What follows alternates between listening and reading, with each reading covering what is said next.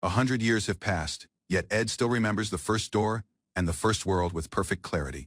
He inserts the key into the lock, turning it with practiced ease. 10 years since he last opened it. He expects a peaceful world waiting on the other side. At that moment, long ago, he believed without question that this cycle was simply how things worked. Marth, the party's blonde warrior, calls out to Ed. He tells him plainly that he doesn't need to show up tomorrow. Ed sits stunned, repeating the words back. The rest of the party shifts uncomfortably at the table, avoiding his eyes.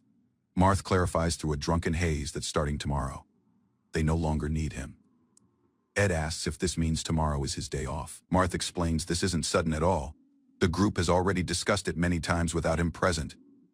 The witch cuts in with a firm string of refusals, denying that framing entirely.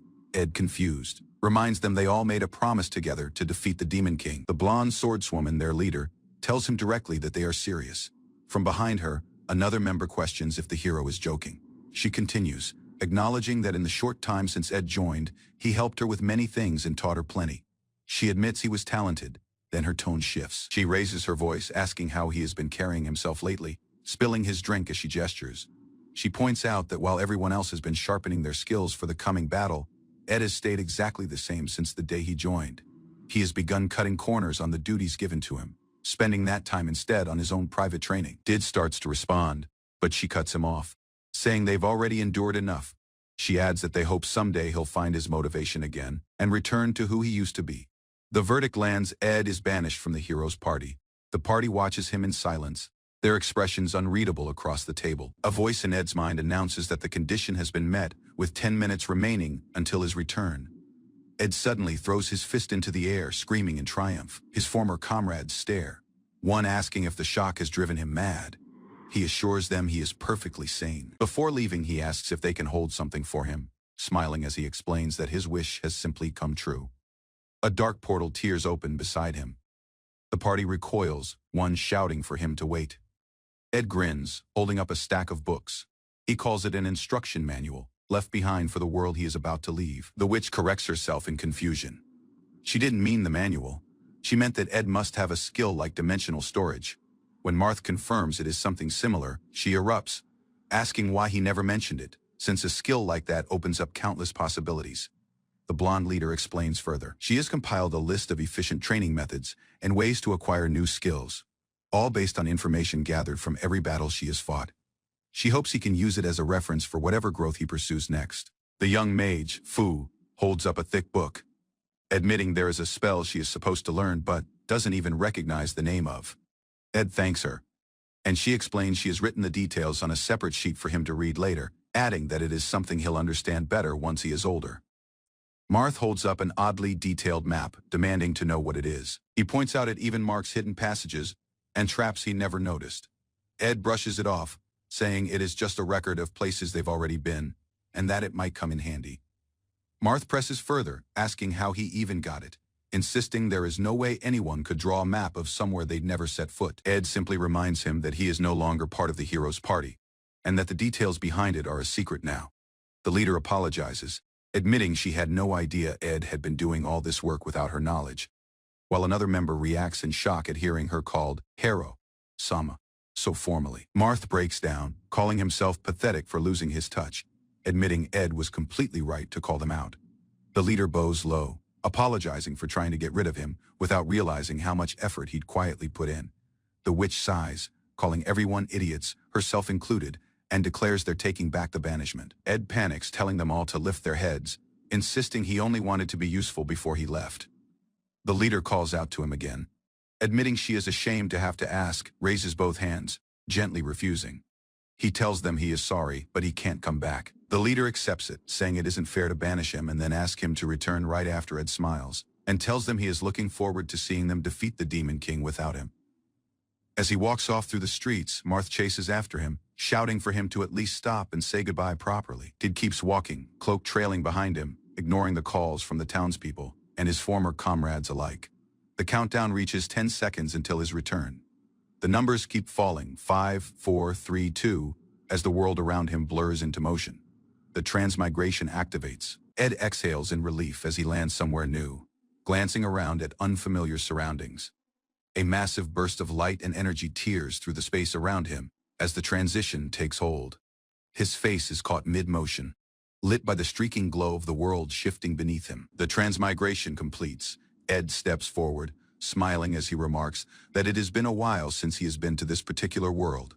Ed lands cleanly, cloak settling around him as he steadies himself in the new surroundings, ready to face whatever this world holds. Sitting at a round table surrounded by countless arched doors, each numbered, Ed stretches his arms overhead. He remarks that this one took a full year, rather a long time compared to the others. He lets out a long breath, declaring he has finally done his best and made it through. Another version of himself seated across the table notes it is his turn now. Just as they promised each other, Ed's expression turns sharp and eager as he leans forward, demanding to be taken home, seated at the round table with the crystal ball and a stack of papers before him. Ed once lived an ordinary life as a mercenary until the day he was suddenly pulled into an empty white space. Sitting there, he spoke to something unseen, already certain no answer would come. His eyes landed on a strange object resting nearby, a book with a completely blank white cover. Around him stood a few scattered furnishings, and beyond them, a single door. Nothing else offered any clue about where he was or what he was meant to do. The being he addressed as God gave no response. Whatever the book contained, useless or not, he decided he had no choice but to read it. Its pages laid out the rule binding him. He would step through the door into another world, join a hero's party, and earn their trust for over half a year. Once cast out from that party, one condition would be fulfilled, and he would return to this same white space. Every time this happened, a new door would appear, leading to yet another world, and once a door had been passed through, it could never be opened again. Counting the endless rows of doors stretching before him, he understood what awaited him. 100 years spent crossing 100 different worlds, exiled from every single one of them. Standing before the crystal orb that marked the center of this place, he reached out and touched it, having finally reached the last of his trials. Still, no answer came from the one who trapped him here. At least, he thought, there was one mercy in all this. He had not aged a day. Every physical change he built up in each world, muscle from training, weight from eating, the length of his hair, reset the instant he returned to this white space. His body always snapped back to the way it was the moment he first arrived. 100 worlds crossed, 100 years of hardship endured, yet his body and spirit remained frozen in his 20s. If he went home now, he would be an old man past 100, forgotten by everyone, even his own mother. He was nothing more than a man who had simply lived an unnaturally long life. Fragments of every world he had passed through flickered behind his eyes. Faces, battles, farewells, blurring together into one long, exhausting memory. All he wanted now was to go home. He had done everything asked of him, and it was time for the promise made to him to finally be kept. Before him, the crystal orb pulsed with light. It was the same kind of power that had once been granted to him each time he was expelled from a world. He called these strange powers his exiled skills. Among them, Wanderer's Treasury, a storage space that held anything regardless of the world it came from. Travel Footprints, a map that recorded every place he had ever set foot. Glasses of 7 lights, letting him see hidden talent within people. And half-fledged Counterfeiter, a power to recreate anything he had only seen once. He didn't care if this reward was the last one he would ever receive. It was through skills like these that an ordinary man like him had managed to survive inside a hero's party. His hand pressed against the glowing orb, accepting whatever it still had to give him. Power surged through his body, violent and overwhelming, as he braced himself and muttered under his breath, wondering if this was really happening. The power he had received was too valuable to waste carelessly, something to save until the moment he truly needed it. He had never seen a one-time ability like this before, and its effect left him staring in disbelief. Behind him, another voice called out, asking him to hand over yet another impressive skill. He turned toward it, questioning which direction it meant. Something shifted in the ruang around him. A fluctuation rippled through the white world, and where no door had ever stood before, one now appeared beside the last. Before him stood a door marked 000, older than any of the others, existing even before the beginning of his 100 trials. It was the door leading back to his own world. 100 years had passed for him inside these worlds, yet in his original world, time flowed the same as always. If he opened this door, he would finally return to the world he had longed for. He shouted at the empty air, calling out to the god who had trapped him here, accusing it of stealing an entire century of his life without explanation. He had endured every task forced upon him without ever understanding its reason or its meaning. And now he demanded some kind of compensation for everything he had lost. His voice cracked as he screamed that this could not possibly be the reward for everything he had accomplished. Still, the being he cursed gave no reply. As he stood fuming before the door, something toppled over behind him with a loud crash. Picking it up, he found another blank book, identical to the first one he had been given, and wondered what new instructions it held. Numbers were etched beneath the door, representing how much time had passed in that world since he had left it. He realized with a start that he could return to the exact day he had once been taken captive there. He rushed toward the door in excitement, only to find it wouldn't budge no matter how hard he pulled or twisted the handle. Something fell from the book in his hands, a small ornate key resting on the ground beside him. He muttered a curse under his breath, calling it the most unwanted commemoration gift he could imagine for finishing his 100-year ordeal. The key, he learned, would open the door to any world he had already visited, but only once. Using it again on a different door in that same world would bring him back here. The moment he stepped through, the door to world 000 would open at the same time, but the key itself would disappear the instant it was used. He hesitated, sweating, realizing that if he never returned to one of these worlds, the door leading to his own home would stay shut. Losing his temper wouldn't change the fact that being exiled again was the price of going back. Going to any suitable world and coming straight back seemed like the easiest solution he could think of. Standing among the endless doors, he wondered aloud which one he should choose this time. His eyes settled on the very first door he had ever passed through, remembering just how difficult that first world had been for him. His only ability then was standing guard on the outer edge of the crowd, unable to step any closer. Joining a hero's party was something reserved for those who could truly be called heroes. Yet he found himself thrown into that first strange world with no understanding of what was happening around him. Fate had pulled him and the hero together through his very first exiled skill, accidental flag bearer, granted the moment he was summoned there. Because of it, he somehow ended up inside the hero's party. Not knowing when he might be cast out, he searched desperately for anything he could offer. The real problem came after that. He had neither the strength to fight beside them, nor the skill to be of any real use. He never knew what the other three truly thought of him. Arranging lodging, gathering supplies, carrying luggage, collecting information about their destinations.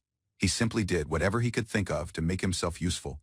For a year and a half before he was finally exiled, they had genuinely felt like companions to him. Standing before the door again, he read the number plate above it. 10 years. He murmured, doing the math in his head. 10 years would have been more than enough time for them to defeat the Demon King. It seemed like a peaceful world now. He tossed the thought aside with a grin, deciding that if it truly was peaceful, he might as well enjoy some sightseeing while he was here. Even if he claimed to hate everything about this cycle, he knew that wasn't entirely true. Turning the key in the lock, he admitted that even now, looking back, the whole ordeal still felt like a forced trip. There had been plenty of hard times, but there had been good ones too. Standing before the door marked 001, he murmured that he had missed this place, then stepped forward without hesitation.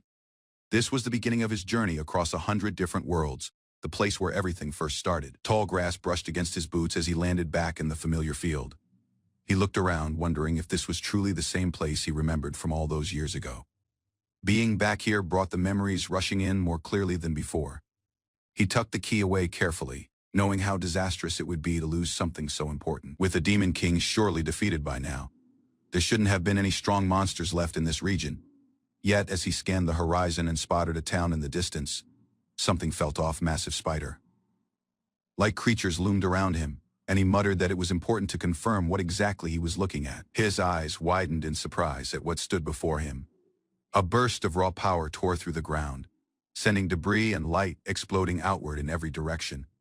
Caught off guard by the sheer force of it, he braced himself, startled by just how serious the situation had suddenly become. He stared up at the massive, multi-eyed serpent looming before him, muttering that he never expected something this monstrous to be lurking in a place that was supposed to be peaceful. Refusing to back down, he reached into empty space and pulled out a weapon from his wanderer's treasury, deciding this was the perfect chance to test it out. He hadn't realized it back then, but he now understood he could use his exiled skills freely, without needing to wait for some special trigger. Facing the creature's next lunge, he swung the weapon in his hands, meeting Fang with steel head on. As the serpent's massive jaws closed around him, an invisible barrier flared to life, an ability he called impregnable wall, shielding him completely from the bite. He grinned, taunting the beast, telling it that its fangs simply weren't strong enough to reach his body anymore. The serpent thrashed wildly, lunging again and again. But each attack failed to break through his defense. When the creature spat a stream of dissolving liquid down at him, he laughed, calling out to ask what other tricks it had left to throw his way. The corrosive spray washed over him in a violent wave, engulfing him completely. He walked out from the mist unharmed, explaining calmly that neither physical nor magical attacks posed any problem for him anymore. Thanks to his magic curtain of absorption, raising his blade high, he prepared to strike down what he called the last of the serpent's heads. The two remaining heads reared back, hissing and thrashing in fury, as his blade came down toward them. His sword cut cleanly through the creature, ending the fight in a single decisive strike. Standing victorious, he allowed himself a small smile, telling himself that this time around, he could finally afford to take things slow. Ed came back to the realm in which his quest initial started, recollections stirring as he walked into familiar lands. Unlike prior to, the man wasn't bound by duty. Freedom let him chart his own route this time. Gold and silver glittered within that treasure mound. Thoughts of simple joys like food and trade filled the man's mind. Temptation got the stronger of him. He seized a handful of buns alongside a satisfied grin. Abruptly, panic surged. Something unexpected hurried towards him, departing only uncertainty in its wake. Dead remained prior to a crumbling village, stunned by the destruction that shouldn't have existed. Stepping across debris, he asked how rapidly citizens had turned on each other following the picking up broken wood. He dismissed any faith this was part of rebuilding efforts. An old man neared, warning him nothing stayed of value in that location. Puzzled, Ed discovered the ruins had remained untouched for 2 years by then. The old man disclosed the village appeared destroyed by the Demon King's army 2 years ago. Ted struggled to grasp the truth, realizing something appeared wrong alongside the man's understanding of time. Stunned, the man questioned about hero Alexis, the one who should have ended the war. The man clarified Alexis died 5 years earlier in conflict against the identical threat. Uncertainty deepened. Ed couldn't believe the hero was gone regardless of everything the man remembered. The old man maintained that if the hero seemed yet alive, this devastation might have been prevented.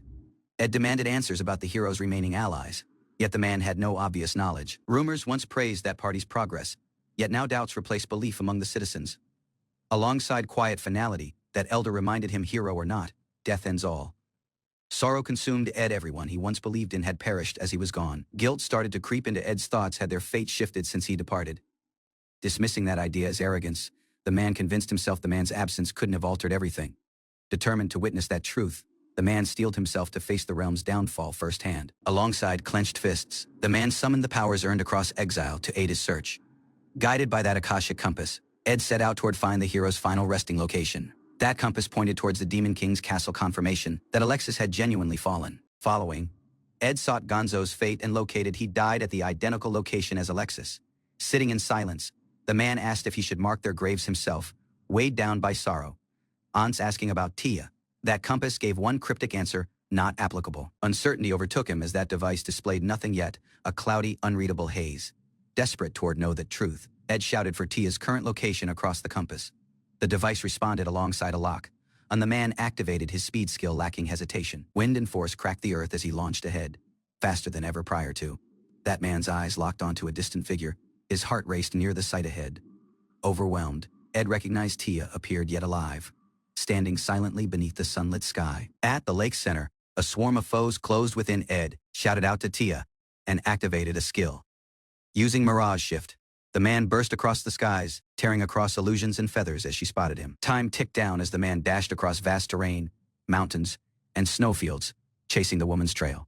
As the man's skill expired, the man landed amid a rocky canyon, now swarming alongside winged demons. Far away, demonic forces rallied for war, declaring that fall of yet one different human stronghold. Demonic troops surged ahead as their commander ordered total destruction from everything ahead. Abruptly, Ed appeared in their route, shouting alongside raw force, halting their momentum. In a flash, dozens of foes were flung across the sky. Chaos erupted instantly. One enormous shockwave spiraled out, shaking that very atmosphere and splitting the skies. Exhausted and breathless, Ed collapsed within a woodland clearing, clutching that compass tightly. Panting heavily, Ed reached near an enormous treehouse, its aura both familiar and sacred. Realizing that man had come empty-handed, he panicked over how to greet Tia properly. Rummaging rapidly, the man drew out a precious orange fruit, hoping it would suffice. Alongside a hopeful grin, he gathered them in a basket. Sure, she once loved sweet things, yet doubt crept in. Would someone exiled genuinely be welcomed rearward alongside a grin? Did remain prior to the door, lifted his hand, and readied to knock. The man knocked several times, paused, and checked if anyone appeared within. Following receiving no response, he gradually walked across the open doorway. A voice shouted from within as Ed froze. Within location, startled. Within the chamber, Tia had awakened and gazed towards the entrance. Ed went into that chamber, pausing as the man spotted the elf girl resting beneath the carved wooden canopy. Surprise washed over Tia's face as the woman recognized him, her voice trembling alongside doubt and faith. The man walked ahead, noticing her golden hair and bright green eyes unchanged by time. Tia leapt towards him, weeping spilling as she shouted his name once more and once more. Wrapped in her arms, Ed grinned the man was eventually home. Tia clung toward Ed, demanding to know why no one had heard from him following their separation. The man confessed that he'd shifted the man's name and disappeared to avoid drawing attention post. Exile relief washed over her as she grinned. Thankful the man was safe regardless of everything. Moments later, Ed nearly collapsed, overwhelmed by emotion and that weight from reunion. Tia clarified the fruit's unique use. As Ed rested puzzled, there was no bath. Maintained the fruit appeared delicious, trying to convince Tia alongside confidence. He readied it cautiously as she observed, curiosity gradually building behind her eyes. Once she spotted his torn clothes, Ed casually clarified his long quest around the realm. A soft laugh escaped her lips as the woman mentioned shifting clothes and strode away. Hearing that woman's sudden offer, Ed froze, entirely caught off guard by her unexpected question. Ed reflected on the history, recalling how Tia's closeness constantly departed him flustered.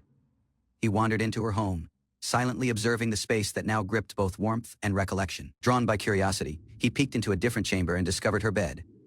An obvious sign of faith, Tia came back in new attire, surprising Ed alongside the woman's sudden presence. Seeing the woman's in the identical outfit from long ago sent the man's thoughts spiraling. Tia abruptly questioned Ed to remove his clothes, departing him stunned until she disclosed a sewing kit. As the woman worked on the fabric, she requested Ed to feed the woman's as part of their earlier promise. Caught off guard, that man reluctantly agreed and offered the woman's a bite of the fruit. That woman recoiled. Instantly it appeared sour, not sweet as Ed claimed. Regardless of that taste, laughter filled the chamber, reviving their old playful bond. Tia's teasing puzzled Ed, who remembered struggling to interpret that woman's affection years ago. The man joked about her history actions, masking the agony from being cast out of the hero's party. Although the man tried to laugh it off, her quiet apology disclosed deeper regret. Misunderstandings unfolded as Tia considered the man came to blame her, yet Ed denied it. At final, the woman confessed she appeared the only survivor, and the truth had yet to be told. Following Ed's departure, that party scrambled to find someone to replace the man's role. Motivated by fame, recruits joined the front lines, yet none could genuinely aid the group. Several hires failed, and even that professional porter gave up following 3 months. Tia recalled Ed's quiet efforts cooking, cleaning, managing everything behind that scenes. Everyone assumed his dedication was normal, not once realizing how vital the man had genuinely been. One porter refused extra chores, stating that man's only job appeared to carry luggage. Frustrated by the comparison to Ed, Alexis told him to leave. Everyone recognized the group relied too heavily upon Ed's quiet dedication. Tia acknowledged the truth. The group only recognized Ed's value following it was too late. No one desired that position anymore, and the group struggled to keep functioning. Then, a masked stranger appeared, offering assist lacking conditions, and the group accepted. Following enduring the demon realm, the party eventually reached the domain of the Demon King. One overwhelming horde awaited them. Yet Tia remained ready, sensing something appeared off. Within one flash of blue glow, their new porter vanished, taking all their supplies. Ed recognized it appeared one teleportation crystal, meant for emergencies. Tia had believed in him alongside everyone's share. Unaware he'd flee once they required him most. Did asked if that porter had planned betrayal from the start, or acted out of dread. Alongside no decision departed, the party fought fiercely as creatures surrounded them. Alexis gripped that sole teleportation crystal, reserved to ensure the man's survival if things collapsed. Tia placed the woman's faith in Alexis, believing a genuine hero wouldn't abandon the man's comrades. Within a flash, the crystal shattered. Alexis had made the man's decision. Tia knelt, her voice trembling alongside disappointment, as the woman reflected on Alexis' prideful choice. Weeping streamed as she acknowledged the agony of being departed behind, unable to justify survival across abandonment. That group stayed silent under the tree's shadow, sorrow anchoring the moment. Ed remained in silence, as Lunaritita's weeping fell.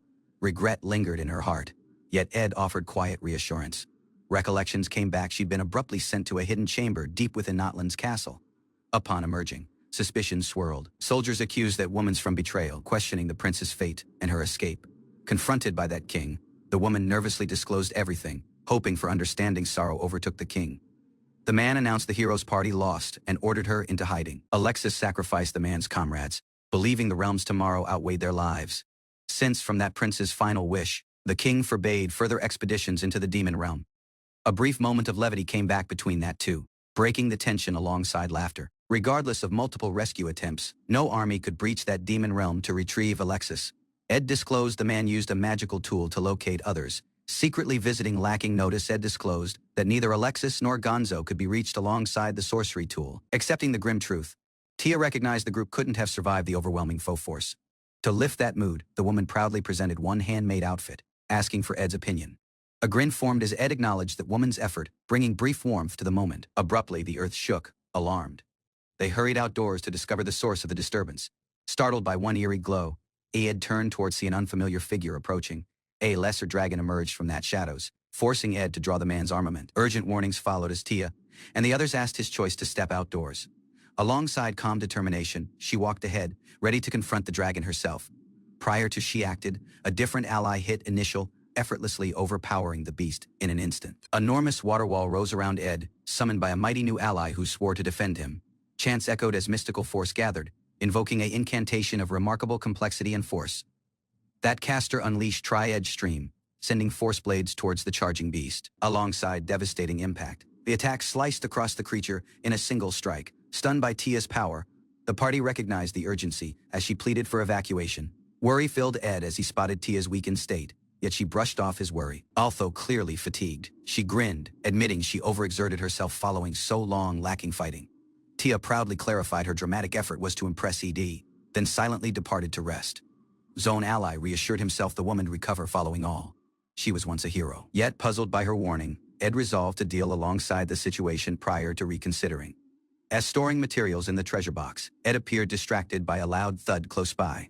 He hurried across the building, calling for Tia, alongside growing worry. Climbing up, that man sensed something appeared wrong and hurried to check the rooftop. There, the man located Tia collapsed, weakly calling the man's name as he knelt beside her.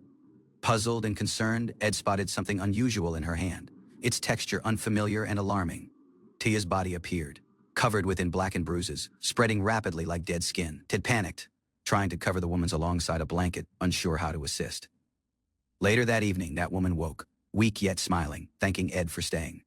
The woman confessed to using a forbidden elf technique during her history conflict. That incantation boosted spirit sorcery by sacrificing life force. Tia had paid the cost herself.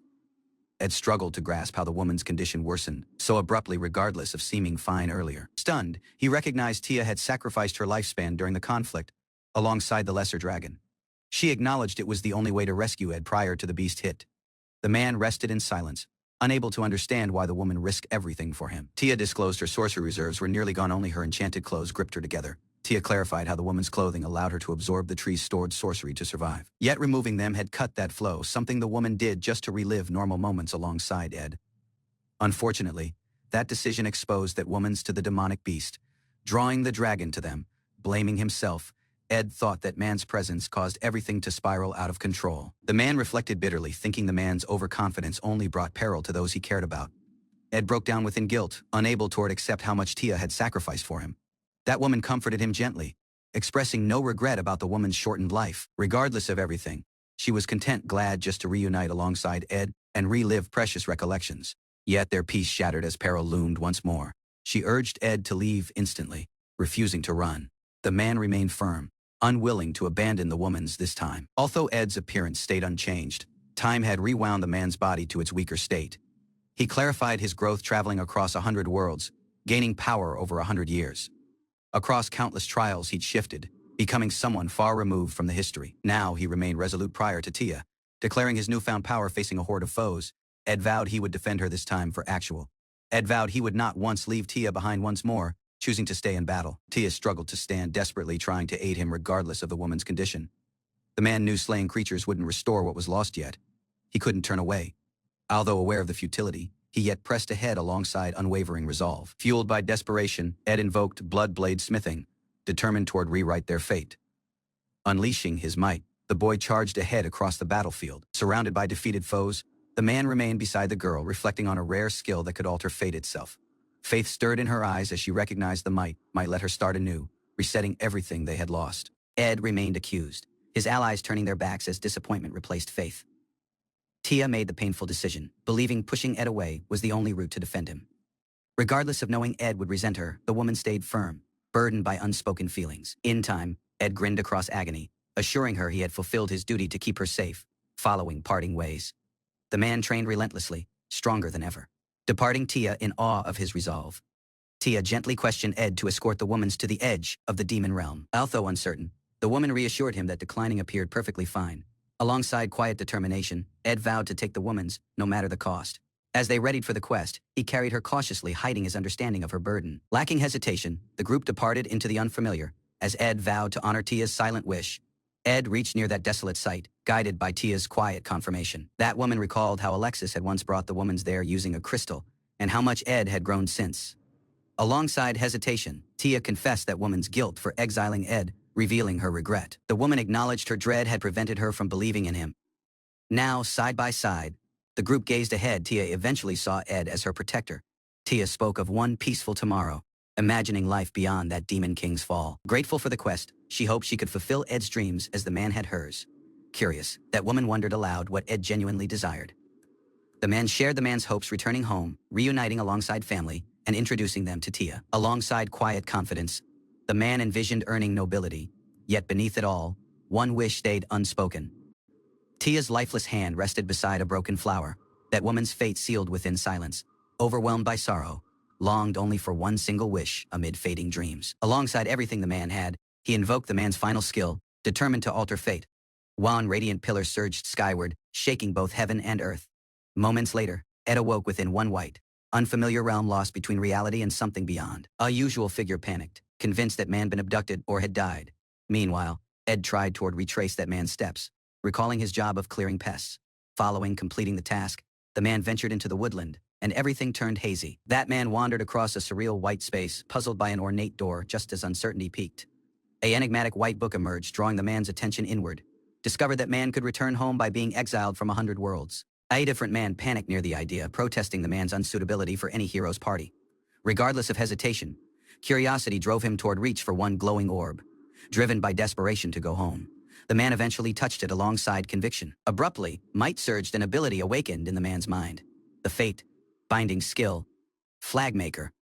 One enigmatic presence stirred as that orb shattered under Ed's hand. Abruptly, a torrent of knowledge surged into that man's mind, overwhelming his senses. Recollections, not the man's own, flooded within vivid, painful, and countless. Visions of unusual worlds, unfamiliar faces, and exile following exile broke across in waves. Consumed by might and recollection, Ed neared collapse, yet within it all, a question echoed. What would that man wish for now? Tia's gentle grin lingered in Ed's recollection as he clutched the earth. Breathing heavily, the man asked if this was genuinely the wish he longed for. In that moment, he announced victory, gaining an unthinkable might across his final skill. The blessing of the second lap granted him all his tomorrow recollections and power. Although irreversible, Ed grinned, knowing one miracle was more than sufficient. Ed regained the man's confidence, ready to rewrite the outcome alongside unmatched power. Standing prior to the final door, the man reflected on his quest across all worlds. Alongside determination, he walked ahead, vowing to create a tomorrow filled alongside peace. Rearward in the initial realm once more, Ed rested steadily as a warrior begged to join him. The man's loud plea was met alongside silence and a firm rejection. Ed dismissed his power as useless, yet hinted he could carry supplies if required. A remark that stung. Crowds gathered, curious about that rejections and the famed hero's choices.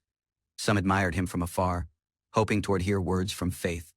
Ed's eyes scanned that onlookers, locking momentarily upon someone watching closely. One hooded stranger interrupted, boldly offering himself as both that strongest swordsman and carrier. The hero paused, caught off guard as murmurs spread across the curious onlookers. Alongside one smirk, that stranger introduced himself as Ed, a wandering adventurer looking to stir things up. Recollections from rejection and servitude, as one mere porter, lingered, shaping Ed's resolve this time. Challenged upon the man's claim, Ed responded alongside calm certainty, undeterred by the hero's doubt. Confidently, Ed proposed a duel as balancing a plate, declaring the man battle as a swordsman this time. To gain recognition, the man vowed to prove the man's power and force Alexis to acknowledge him. Alongside a thunderous clash, the chamber trembled as Ed launched the initial move, yet holding the luggage. Impressed, Alexis eventually agreed to consider him, shifting that tension between them. Stepping ahead, Ed offered the man's opponent the initial move, calm amid the shaken bar patrons. Dodging one sharp attack, Ed effortlessly kept that stake balanced, irritating the man's opponent. Alongside sarcasm and confidence, he mocked the taste and proposed surrender. Trading jabs mid-battle, their clash intensified. Ed drove ahead, determined to prove his might against all odds. Toby accepted within the hero's ranks. Unmatched power appeared the only ticket. Deep down, that man knew losing Alexis's faith meant losing everything. So he fought to be seen. From that rooftop, Ed challenged Alexis to raise the intensity, proving the man wasn't just one porter. Acknowledging the man's spirit, Alexis charged ahead, blade flashing alongside serious intent. Their swords clashed alongside force, Ed balancing the stake as holding his earth. Unexpectedly, Ed parried that strike, catching Alexis off guard alongside the man's skillful counter. Although impressed, Alexis retaliated fiercely, showing why the man was hailed as the genuine hero. Weakened and outmatched, Ed relied upon an old iron blade, struggling to hold on and to rescue the stake. As Alexis shifted into a legendary stance, Ed recognized a mighty strike appeared coming. That hero unleashed the moonlight blade, its sheer force shaking the sky like a tidal wave. Determined to earn his location, Ed readied to counter alongside precision honed over a century. Channeling all the man's experience, the man parried the mighty blow near the perfect moment. Landing steady, Ed sheathed that man's blade, relieved toward have endured the clash. Cheers erupted as onlookers praised that man's power. Amazed someone rivaled the hero. Curious villagers chatted about the enigmatic newcomer, the man's name and charm spreading rapidly. Meanwhile, others took notice from that man's humble origins, wondering what lay ahead for him. Turning serious, Ed scolded Alexis for that reckless move, one misstep, and anyone else would have died. Ed chuckled off the tension as Alexis confirmed the man had, of course, considered the risk. Among the onlookers, an enormous figure appeared, Gonzo the monk, whose power was legendary. He disclosed Alexis had planned the duel cautiously, signaling him to intervene if peril escalated. Recognizing that monk, Ed praised the man's martial prowess and legendary healing skills. Their banter drew stares as others struggled toward believe this muscular giant. Appeared one healer. As Alexis was confronted by the man's ally, Ed recognized a familiar voice from the history. The hero casually acknowledged he drove Ed intentionally, as Gosso chuckled off the worry. Although hearing her voice for the initial time once more, Ed was overwhelmed by an aching nostalgia. Introductions followed, and Ed recognized the girl prior to him was the identical one from his recollections. Weeping welled in his eyes, Tia, someone dear, remained alive prior to him once more. The woman accused Alexis of doing something unusual, yet Ed confirmed she appeared safe and sound. Alongside a smirk, Alexis claimed the man's very existence was extraordinary. Brushing off the woman's concerns, flustered yet flattered, Ed located it surreal that the hero's party even questioned for his name. In a quiet moment, the man shyly questioned Tia to say his name once more. Once the woman did, Ed lit up alongside joy, the simple word meaning everything to him. Alexis, observing the man's weeping, acknowledged the emotions were natural following such a moment. Yet his tone rapidly shifted, pointing to the broken stake. He announced Ed unfit to join. Devastated, Ed cried out over that man's ruined meat, stunned by the rejection. The onlookers protested, noting Alexis had used a unique move. Ed had matched his power. Regardless of that protests, Alexis asked the need to add Ed, pressing Tia for a reason. Tia questioned Gonzo for his opinion, and although hesitant, he departed the choice to others. That man acknowledged Alexis had a point being a fighter, and Porter appeared no easy task. Regardless of the setback, Gonzo gave a full score, pledging to aid Ed as the party's sprout. Reluctantly, Alexis praised Ed's skill, admitting that man might be the strongest among them. A final test was issued. If the man could handle logistics too, he'd earn a location for actual. Alexis handed over that task coin, challenging Ed toward prove the man's claim as the best baggage carrier. Own familiar face triggered Ed's buried emotions as Lunarisha reintroduced herself. Seeing Tia once more overwhelmed him.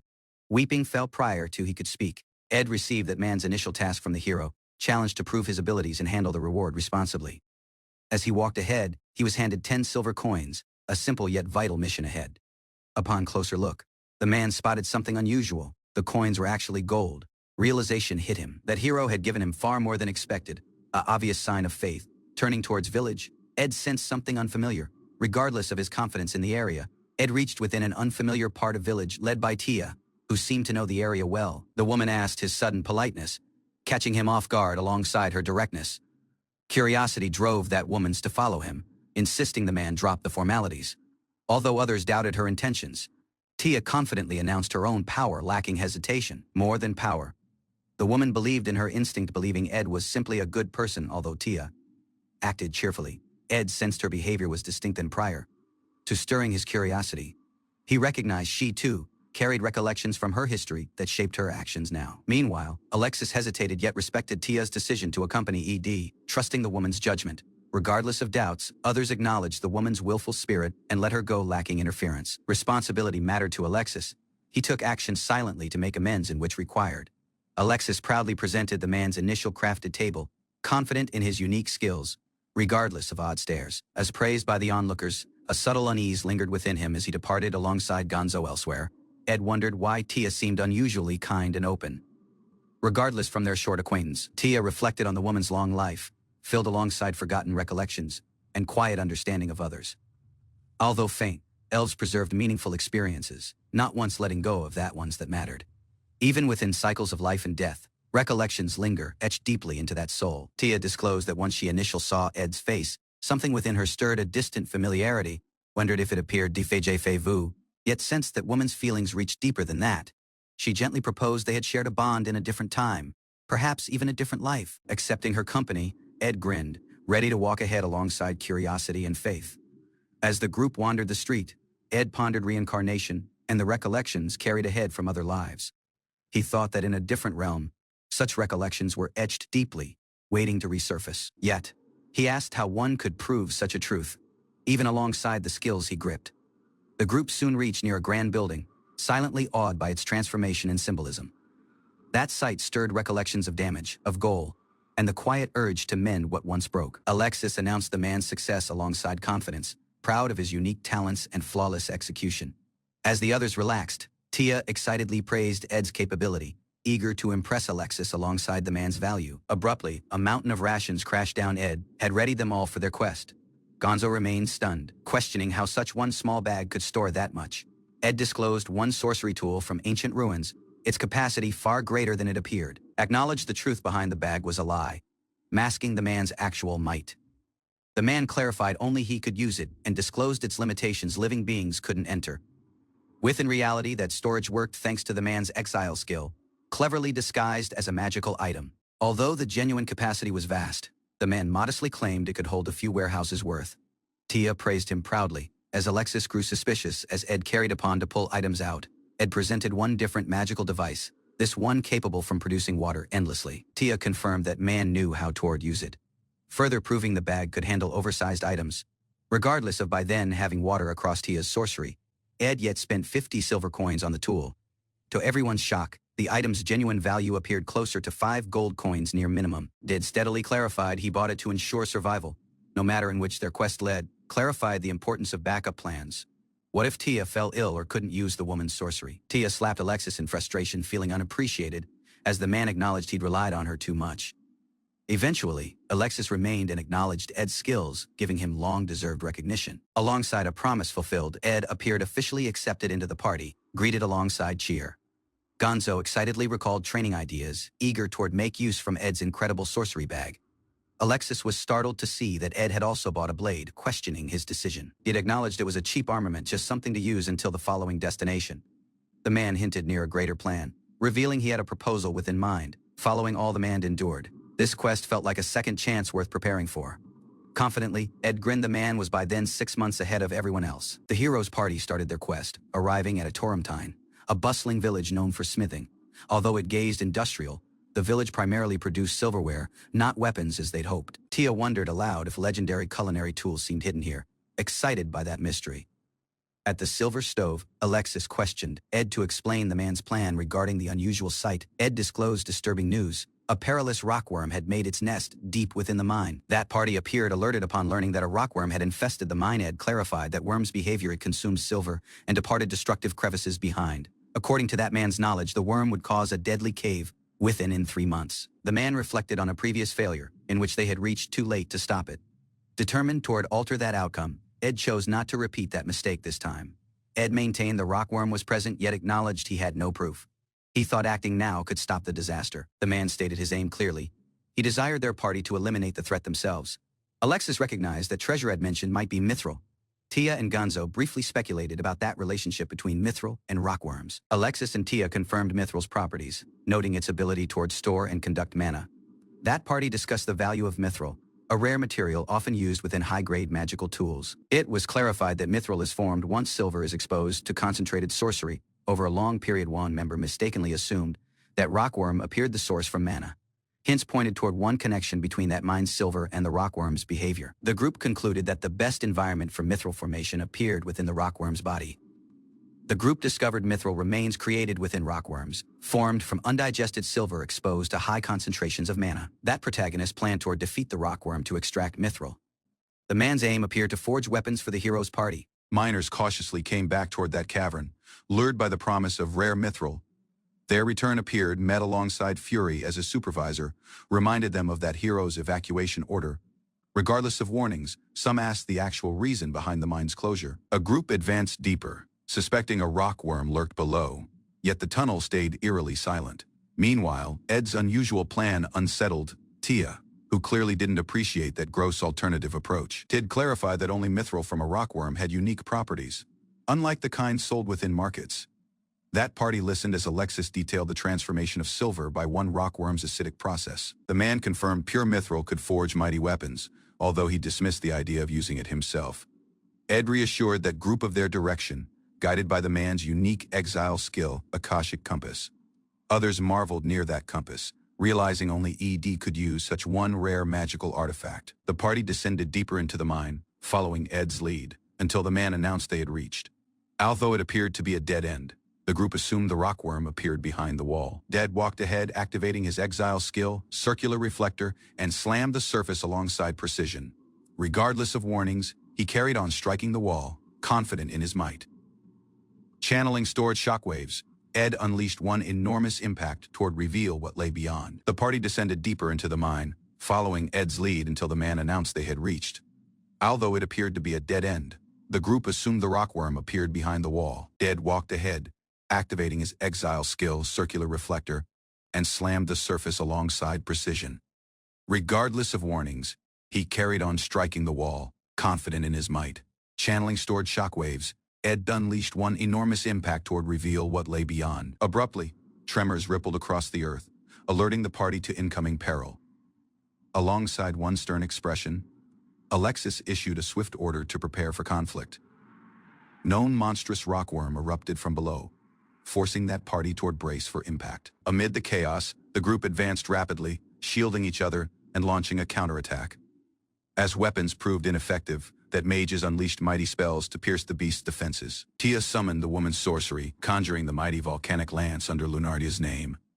The flaming incantation surged ahead, striking the foe alongside explosive force. Regardless of that impact, the rockworm started fleeing upward, trying to escape. Ted launched one surprise assault mid-air, catching that beast off guard.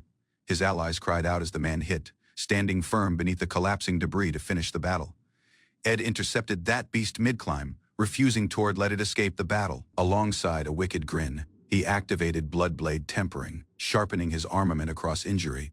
As that rockworm collapsed, Tia neared cautiously, concerned for Ed's condition. The woman shouted for Gonzo's assist, rushing to pull Ed from the wreckage. Covered within creature guts, Ed emerged victorious, disgusted, yet very much alive. That party teased Ed for the man's stink, blaming his reckless dive into the worm's gut. Tia hurried to him, relieved the man was safe regardless of the blood covering him.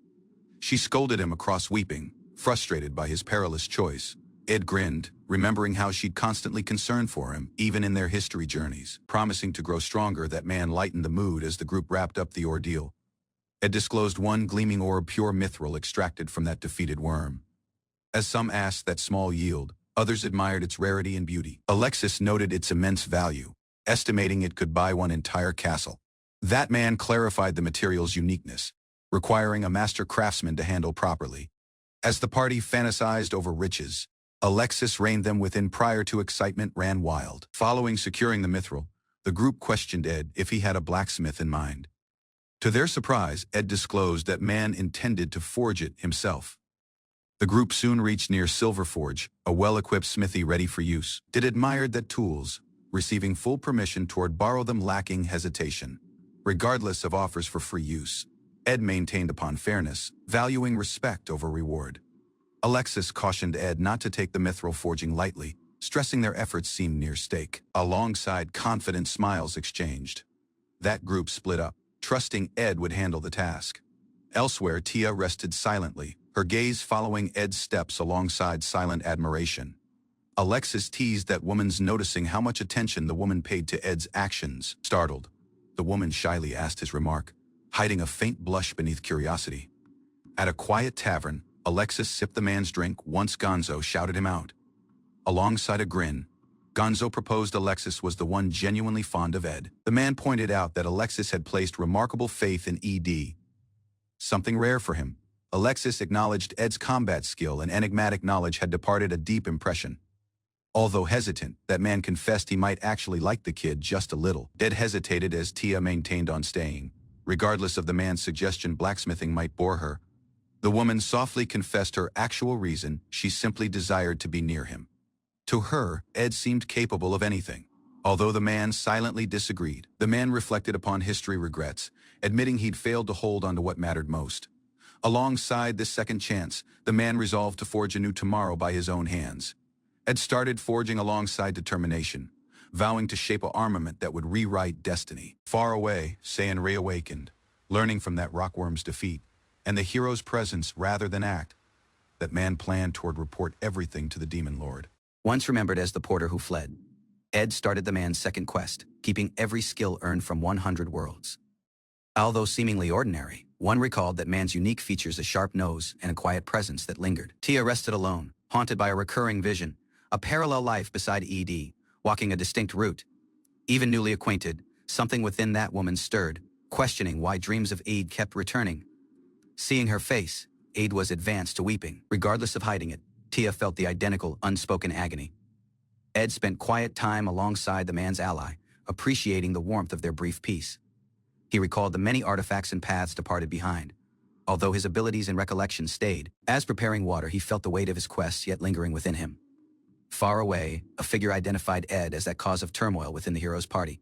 Suspicions rose, yet the group chose to observe him longer, uncertain of his genuine nature. Under that moonlight, Saiyan cautioned the man's subordinate about shifting forms too carelessly.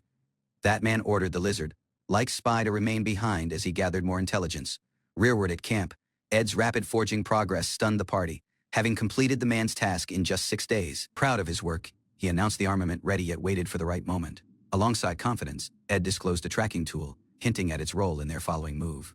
Overlooking that forge, a spy recognized Ed had crafted mithril weapons: a blade, gauntlet, and staff. Doubt lingered, yet curiosity about the holy blade drove him to continue observing from the shadows. Nervously shifting forms, that watcher feared detection and fled as one shadow bat to report rearward flying above. The man asked how Ed sensed him once even heroes couldn't. That chilling gaze unsettled him. It wasn't right toward feel like prey. One precise ice arrow shattered that shadow bat mid-flight, catching it entirely off guard.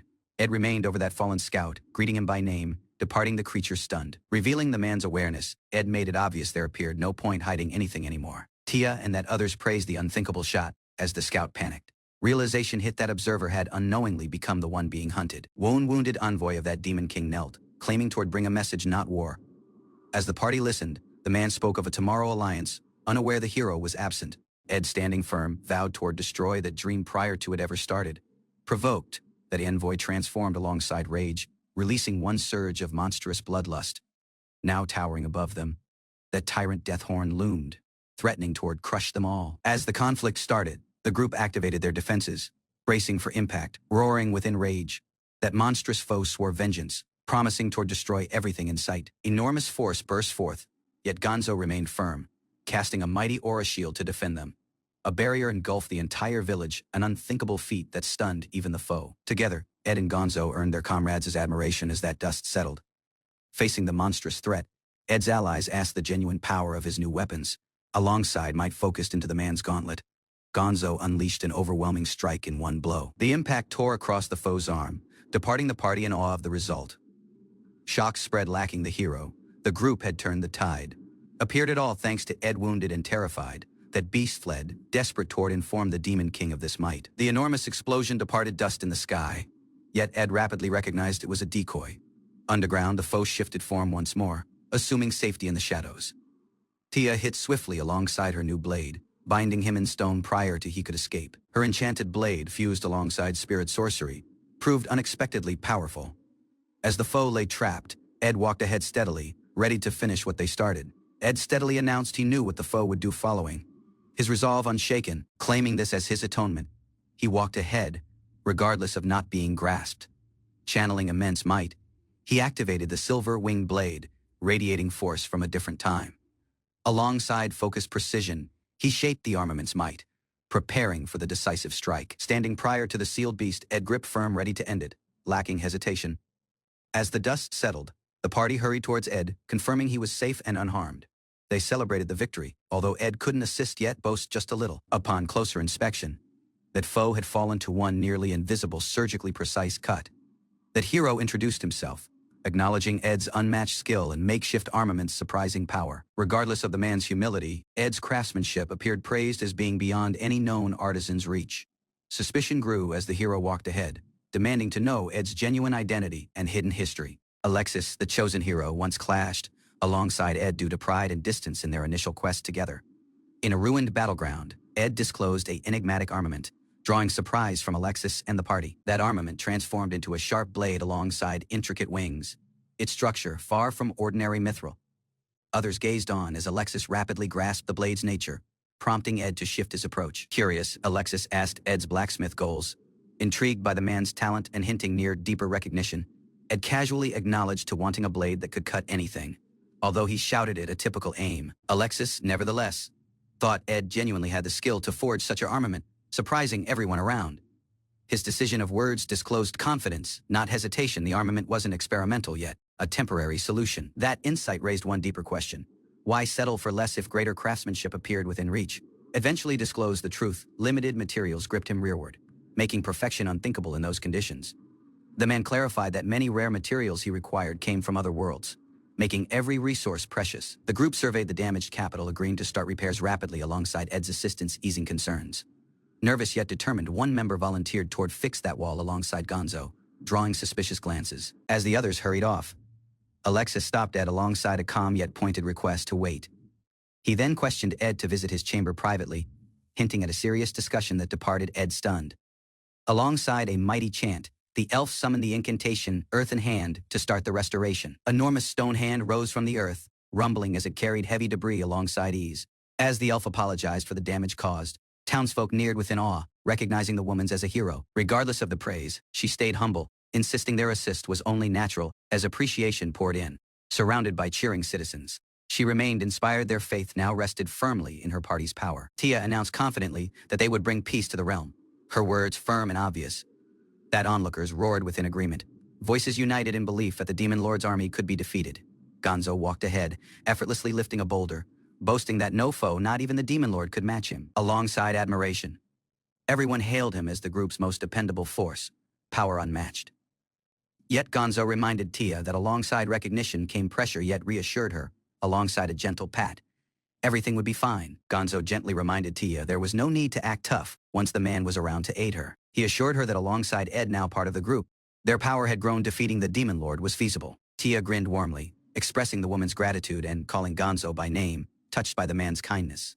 Meanwhile, others wondered about Ed and Alexis, trusting that pair would handle things as constantly. Within Alexis's chamber, Ed grew increasingly puzzled by the sudden hospitality, unsure what serious talk awaited him.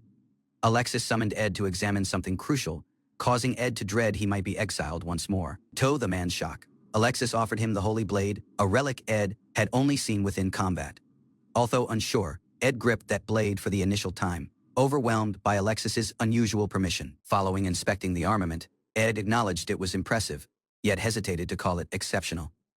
Alongside calm intensity, Alexis pressed the question, did Ed genuinely believe the blade earned its legendary title? Ed hesitated, recognizing that blade's craftsmanship as far beyond the man's own, forged alongside elite skill. Nevertheless, Alexis disclosed it wasn't the genuine Holy Blade, only a human-made imitation, regardless of its excellence. Ed asked that nature of the original, realizing even the man's peak skills couldn't replicate the sacred artifact. Alexis acknowledged survey teams had searched far and wide, yet the actual Holy Blade stayed lost. Until recovered, this substitute armament would serve its role of fake, meant to fill that void departed behind. If the Demon Lord discovered the blade was fake, humanity's only faith would vanish. Instantly, Alexis, burdened by truth, confessed that blade appeared nearing its limit, and only ED could surpass it. Although Ed thought he could forge a stronger one, he yet saw it as a mere imitation. Abruptly, Alexis knelt in desperation, begging Ed to create a new armament so the man could remain humanity's hero.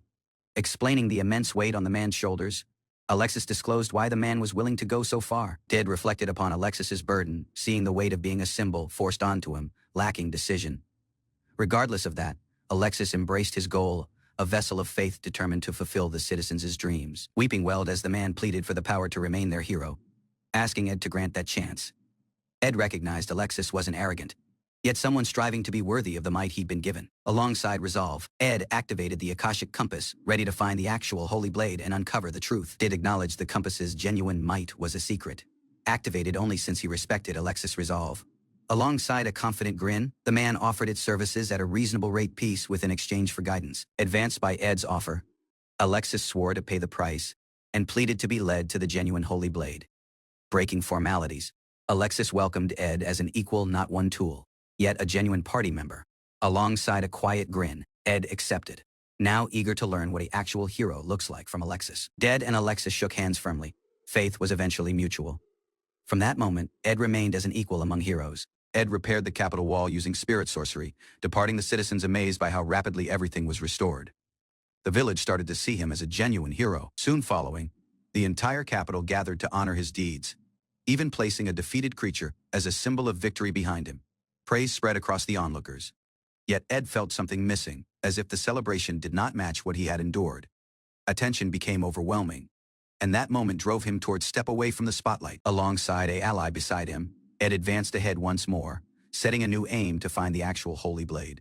Following months of travel, Ed and his party reached a misty woodland beyond the northern mountains, trusting the compass regardless of its uncertain route. Thick fog covered the trees, and unusual spirit sorcery filled the sky, making the area feel perilous and unstable. Tia sensed something familiar within that illusion, realizing the presence of Alexis might be connected to what the group seemed seeking. Relief appeared as the compass eventually seemed correct. Yet the party stayed cautious following history failures. A sudden tension rose among them, as Ed stayed silent, and the quest hinted that the actual challenge appeared only beginning. Deep within the hidden ruins, Ed and his allies walked into a grand space guarded by towering statues, sensing something crucial ahead. At the center, a legendary blade rested in stone, revealing the hero's power that had stayed unseen for generations. Realization hit that only someone who reached the location within person could ever uncover its truth. That party encouraged Alexis ahead, understanding this discovery belonged to him more than anyone else. Gratitude filled the moment as Ed silently backed the route, knowing their quest had brought them here together. As the blade stayed unmoved, the party asked what genuinely defined the chosen hero and who had the right to claim it. Ed walked ahead alongside determination, seeing the attempt as a different chance rather than a final test. Power appeared poured into the effort, yet the blade stayed locked in location, showing no sign of yielding. Others tried following, forcing their might against the stone. Yet the result stayed the identical. At final, Alexis neared alongside quiet resolve, and the moment shifted as everyone waited to see if fate would respond. Alexis walked towards the blade at final, feeling the weight of the moment as his hand reached out. Unease spread across the party, yet Alexis stayed steady, believing the blade was calling for him. Alongside one powerful pull, the holy blade eventually advanced, and the sky shifted as something ancient awakened. A usual voice asked his worth, and the realm around him shifted into a royal castle beyond understanding. Mystery deepened as Alexis heard that man's own name spoken alongside certainty, marking the beginning of a new fate. One vision appeared of a mother holding a child, hinting that Alexis carried a name that realm would one day remember. Rearward in the ruins, Alexis remained frozen following touching the blade, as Ed and the others observed alongside growing worry. Abruptly, the earth collapsed beneath them, and the party was thrown downward into an unfamiliar space. Panic rose as Alexis seemed unconscious, and even powerful sorcery could not bring him rearward instantly. Towering golems emerged around them, revealing the group seemed guardians meant to defend the hero's trial from interference. A child listened to stories of heroes, as the man's mother vowed that one day his name would be remembered in legends. Years later, Alexis remained alone within a grand hall, holding onto that promise as a guiding glow. Daily trials shaped him, and he drove ahead lacking rest, trying to become the hero she thought in. Recollections came back of meeting others who saw his doubts and yet chose to walk beside him. Power grew across hardship, and Alexis recognized he was once only a boy, now facing a fate far greater than himself. The golems assaulted alongside crushing power, forcing the party to realize they faced guardians beyond normal foes. Did took control of the battle, as others advanced to defend Alexis, knowing his condition made him vulnerable. A mighty strike shattered part of a golem, yet the threat stayed as the conflict carried on around them. Recollections of Alexis's long struggle came back, showing how he not once abandoned the dream of becoming a genuine hero, far above that chaos. One declaration spread that a new hero had been born, marking the start from a greater trial ahead. Alexis knelt in the grand hall, accepting the title of hero, yet questioning if it was genuinely what the man had desired. Soon following, he met Lunardia, realizing that continuing as a hero required gathering allies and aid. Elsewhere, Ed observed unusual visions unfold, sensing that something was shifting beyond what should be feasible. Tia spoke of wanting Alexis to live peacefully, even if difficult choices had to be made for that man's tomorrow. Shock hit Ed as he recognized the events prior to him did not match the history he remembered, proving fate had shifted.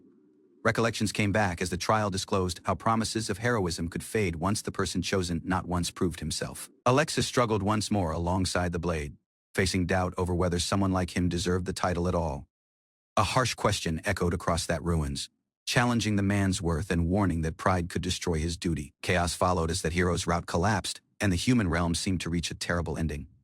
A towering guardian stayed standing, forcing Alexis to confront the truth that being shouted a hero was not sufficient. Alexis acknowledged he had not once been a genuine hero, believing he only followed the role others placed on him. Shock spread across Ed as Alexis's words disclosed deep doubt, and one need to break free from expectations. Might gathered around Alexis as he resolved to surpass the truth given to him and create his own route. A declaration rose as that man claimed the title of hero for himself, shifting the meaning of the trial. Enormous force exploded across the woodland, and everyone recognized Alexis's awakening had begun something unstoppable. Alexis gripped the holy blade alongside new power, believing it could open the route towards the demon lord's realm. Confidence settled in his expression as the man accepted that this might was meant to be used alongside those who backed him. Together, the party readied to move ahead, and the glow in Alexis's eyes marked his rise as the genuine hero at final. Prior to the conflict alongside the demon lord, the party rested beneath twisted trees. Gonzo stayed awake to guard the camp as the others slept from exhaustion. Ed felt thankful for their long quest. Later, Gonzo spotted Ed acting unusually quiet. Unease grew as the man reminded Ed that he yet had his own life ahead. Acknowledged he was not readied for what might come following. Doubt stayed regardless of everything he had gained. Gonzo vowed he would defend him once the time reached. Resolve replaced dread. Even so, worry lingered, and Gonzo hoped Ed would forgive that man's selfish worry. The creatures surged ahead, forcing Ed to call for Gonzo's power. A protective aura shield formed as peril closed in fast. Soon the battlefield filled alongside countless foes. Ed advanced aside as might gathered, preparing to wipe them out in one strike. An enormous full moon glow blade crashed down, cutting across the swarm and shaking the earth beneath them. Following the attack, the party regrouped rapidly. Tia readied herself as Ed pointed towards the tallest tree in which the actual threat hid. Lightning burst from Tia's hand as she released a tempest ray. The blast tore across the gloom, clearing their route ahead. The party went into a forbidden woodland dividing humans and demons. Magical beasts swarmed the uncharted land, making travel deadly for anyone unprepared. Night reached, and they rested beside a small fire. Preserved food kept them alive, as recollections of home. Cooked meals brought brief comfort. Following the conflict, Alexis' gaze drained from using such a mighty move. Worry rose among the others as they observed him closely. Alexis acknowledged his control was yet incomplete, yet determination stayed powerful. Progress mattered more than dread. 6 months together had carried them farther than expected. Resolve toward face that demon lord only deepened. Alexis obtained the genuine holy blade and became the strongest hero in the realm. Yet the following condition demanded exile, ending the party's time together. Tia and Gonzo asked what would happen to those departed behind. The bond they built felt too crucial to ignore. Regardless of fighting alongside them, Alexis carried a distinct goal. Separation seemed unavoidable no matter what he chose. The route ahead carried on, yet Alexis knew his soul yet longed for a different home beyond this realm. Prior to the final conflict, they shared a quiet moment of unity. Defeating the demon lord was only one step prior to facing their futures. Tia wondered how Alexis could be exiled naturally, even following becoming a king. That question lingered as their quest neared its turning point. Plans formed about returning to that eastern kingdom. The idea of settling down felt unusual following so much wandering. Gonzo stayed relaxed, promising he would return soon. Alexis seemed calm, although the faith surfaced as Tia spoke about gathering recollections and finding a location to call home.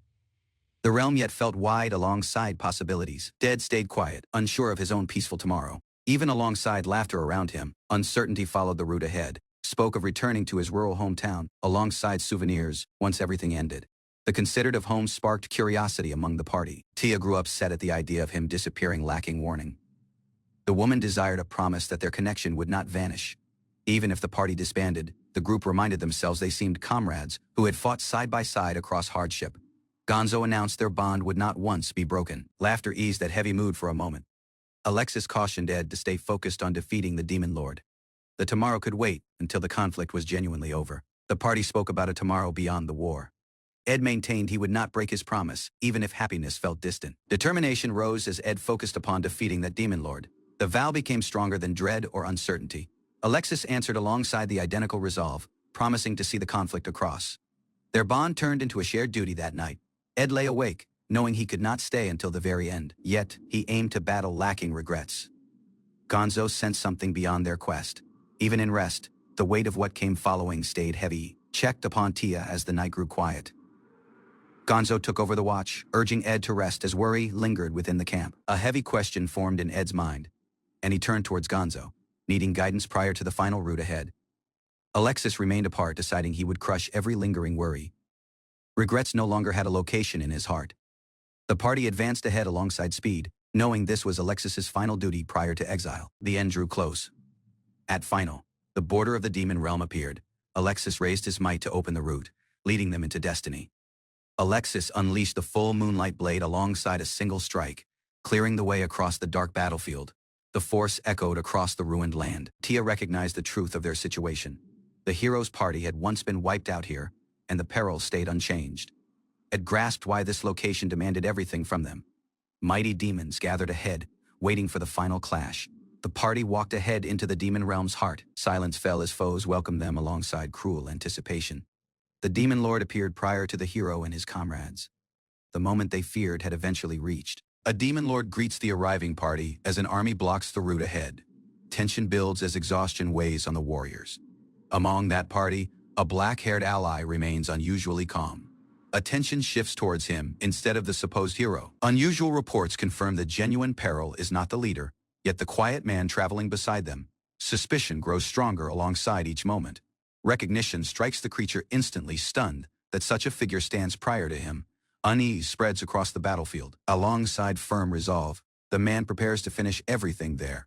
Absolute might gathers as the man moves to erase the demon lord's forces.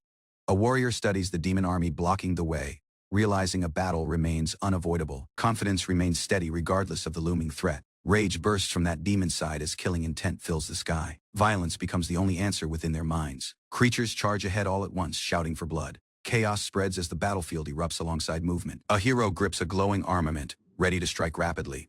Determination sharpens as allies prepare to finish the foes fast. Fighters rush into the swarm together, taking responsibility for the front lines. Power and resolve push them ahead towards the demon lord's forces. A warrior screams as that conflict reaches a breaking point. Pressure rises as demons refuse to retreat. Sorcery gathers across the earth, crashing into the charging creatures. Heavy force weeping across their ranks, lacking mercy. Sharp pillars erupt from that earth, trapping demons within sudden destruction. Panic spreads as bodies fall into the chaos. Commanders push the army ahead, hoping to exhaust the heroes across endless waves. Brutal numbers start to surround the field. Even alongside powerful defense, dread grows among the demons.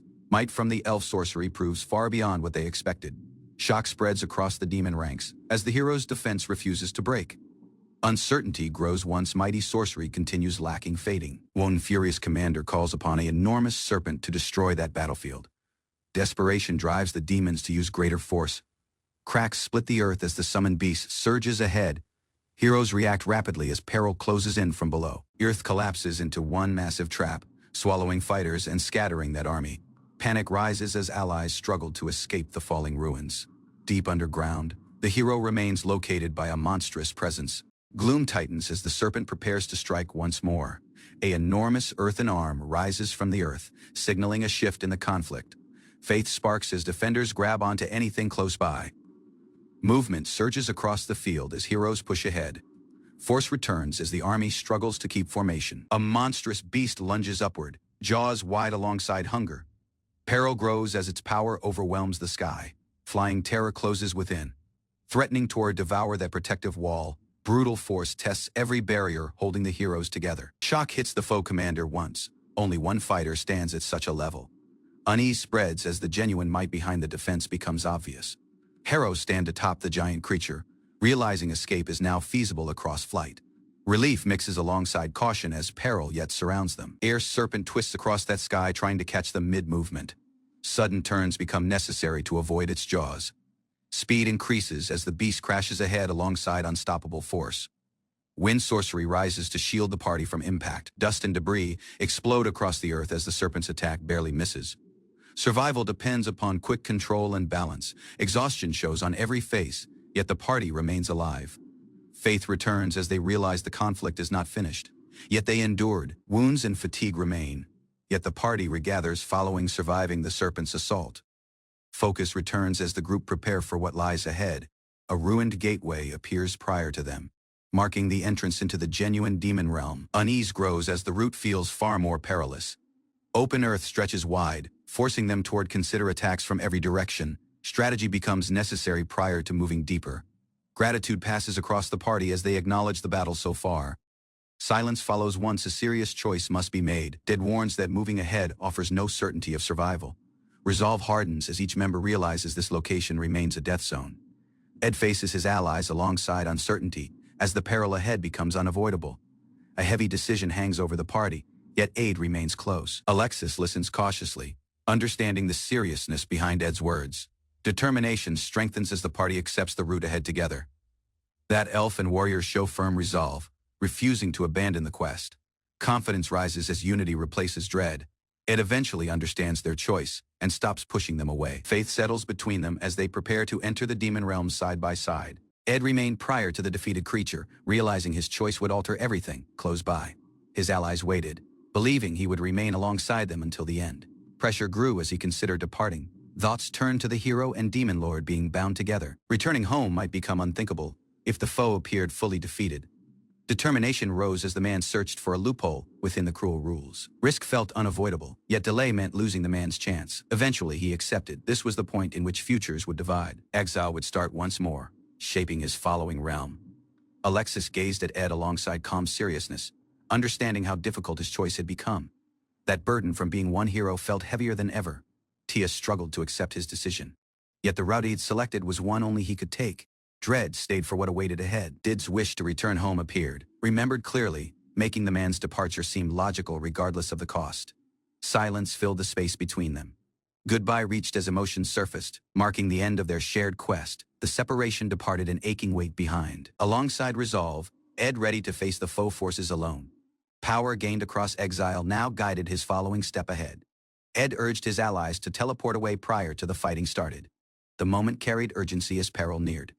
The party remained together one final time, unsure if Ed's decision was genuinely safe. Worry spread among them regardless of their faith. Gonzo shouted out sharply, trying to reach Ed prior to it appeared too late. Tension rose as the reality of separation settled in. Later, Ed rested silently as Gonzo neared alongside worry. Relief mixed alongside anxiety as they faced what came following. News of Alexis gaining the actual Holy Blade confirmed the realm's balance was shifting. Ed grasped the strongest hero was now ready. Tia's power had grown, and her might could now defend the party from threats ahead. Confidence gradually replaced dread. Ed recognized how formidable his allies had become. Aid beside him made the coming conflict feel less unthinkable. Sitting together, Ed and Gonzo reflected on how far they had come as a party. Gratitude stayed powerful regardless of the uncertain tomorrow. Gonzo encouraged Ed to speak openly, knowing hidden worries could weaken them. Determination stayed firm as that group readied, sensed the Demon Lord's army would ambush them following entering the following realm. The quest ahead vowed greater peril than prior to. Ed acknowledged the foe would likely bring a massive force against them. Unease stayed, yet he tried to stay steady. Gonzo saw the peril as an opportunity to weaken the demon army prior to the final conflict. Strategy became their only route ahead. Days of constant fighting had departed them exhausted, alongside little rest since entering the demon realm. That struggle seemed endless. Fatigue spread across the party, and even Gonzo grasped their battered state could not final much longer. As that pressure grew, doubts surfaced about defeating the Demon Lord near all. The following encounter would decide everything. Gonzo focused on one goal above all, ensuring Alexis could reach the Demon Lord. Power was meant to serve that aim. Dead grasp preparation was necessary, especially once the moment for a logical decision reached. That tomorrow demanded clarity. Aid between them became essential as Gonzo questioned Ed to faith him the identical way he believed in others. Resolve deepened. Carrying heavy supplies, Ed accepted that burden of what lay ahead. Everything required for survival rested alongside him. Now Gonzo's determination sharpened as the decisive time neared. Both knew the following step would define the conflict's outcome, and Gonzo exchanged one sharp look. Both understanding that choice had been made, resolve settled between them. The party started moving out. Yet Alexis spotted something was wrong about the route ahead. Unease grew as peril seemed closer. Abruptly, Ed broke away in a burst of motion, departing the others behind. The shift happened prior to anyone could react. Gonzo stopped Alexis, warning that this appeared not the direction the hero should take. Uncertainty spread across the party. Tia recognized pushing ahead meant sacrificing their comrade. The logical decision now clashed alongside the cost of losing Ed, observed from one distance as Gonzo raised a barrier, blocking that others from following. Acceptance showed within Ed's eyes, regardless of that tension. Gonzo reminded everyone that protecting the hero mattered more than saving himself. The history choices made the man's actions obvious. Ed disclosed the man's plan to eliminate the demon army here, using their full force against him alone. The risk appeared absolute. Alongside the army removed, only the demon lord would remain. Ed grasped this would obvious the route ahead. Alexis became the one meant to face the final foe. Ed's sacrifice ensured the genuine conflict would belong to the hero. Gonzo shouted alongside fierce intensity, demanding that hero understand the meaning from Ed's resolve. Duty could not be ignored. Alexis remained shaken, hearing that everyone thought the man must defeat the demon lord. The weight of expectation pressed down, recollections of their efforts surfaced, and that cost of victory became obvious. Peace required sacrifice and courage. Ed's words lingered, questioning whether Alexis would genuinely fulfill that man's role. Doubt battled against responsibility. At final, Alexis clenched the man's resolve, promising to defeat the demon lord. The final conflict now rested on him alone. Ed's expression stayed calm as that man urged Alexis to do whatever appeared necessary. The final line had to be drawn now. Turning away, Ed demanded exile from that hero's party, choosing separation over hesitation. The choice stunned everyone. Tia panicked and begged for him to stop. As Gonzo gripped her rearward, Alexis remained frozen, unable to move.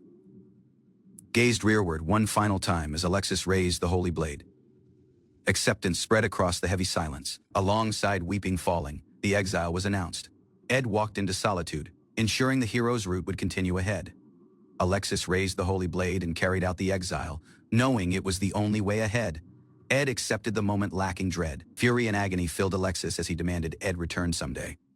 Ed simply acknowledged him prior to the rules took effect. Return conditions seemed eventually met, and the countdown started. Ed placed the others' safety in Gonzo's hands. Tia screamed in despair as Ed drew away once more. His second lap had been meant to defend her grin. Ed recognized the cycle was repeating once more. Weeping followed behind as he vanished into the following realm. Tia remained beside the remains of sacrifice, realizing once more she was guarded at the cost of someone precious. Shock froze her. A usual emptiness filled her as she grasped. She might be the only survivor departed behind. The feeling was unbearable.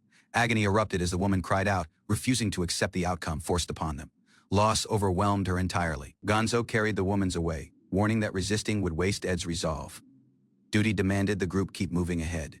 Later, Ed sensed the moment like a distant dream, as Gonzo asked what task had been entrusted to him.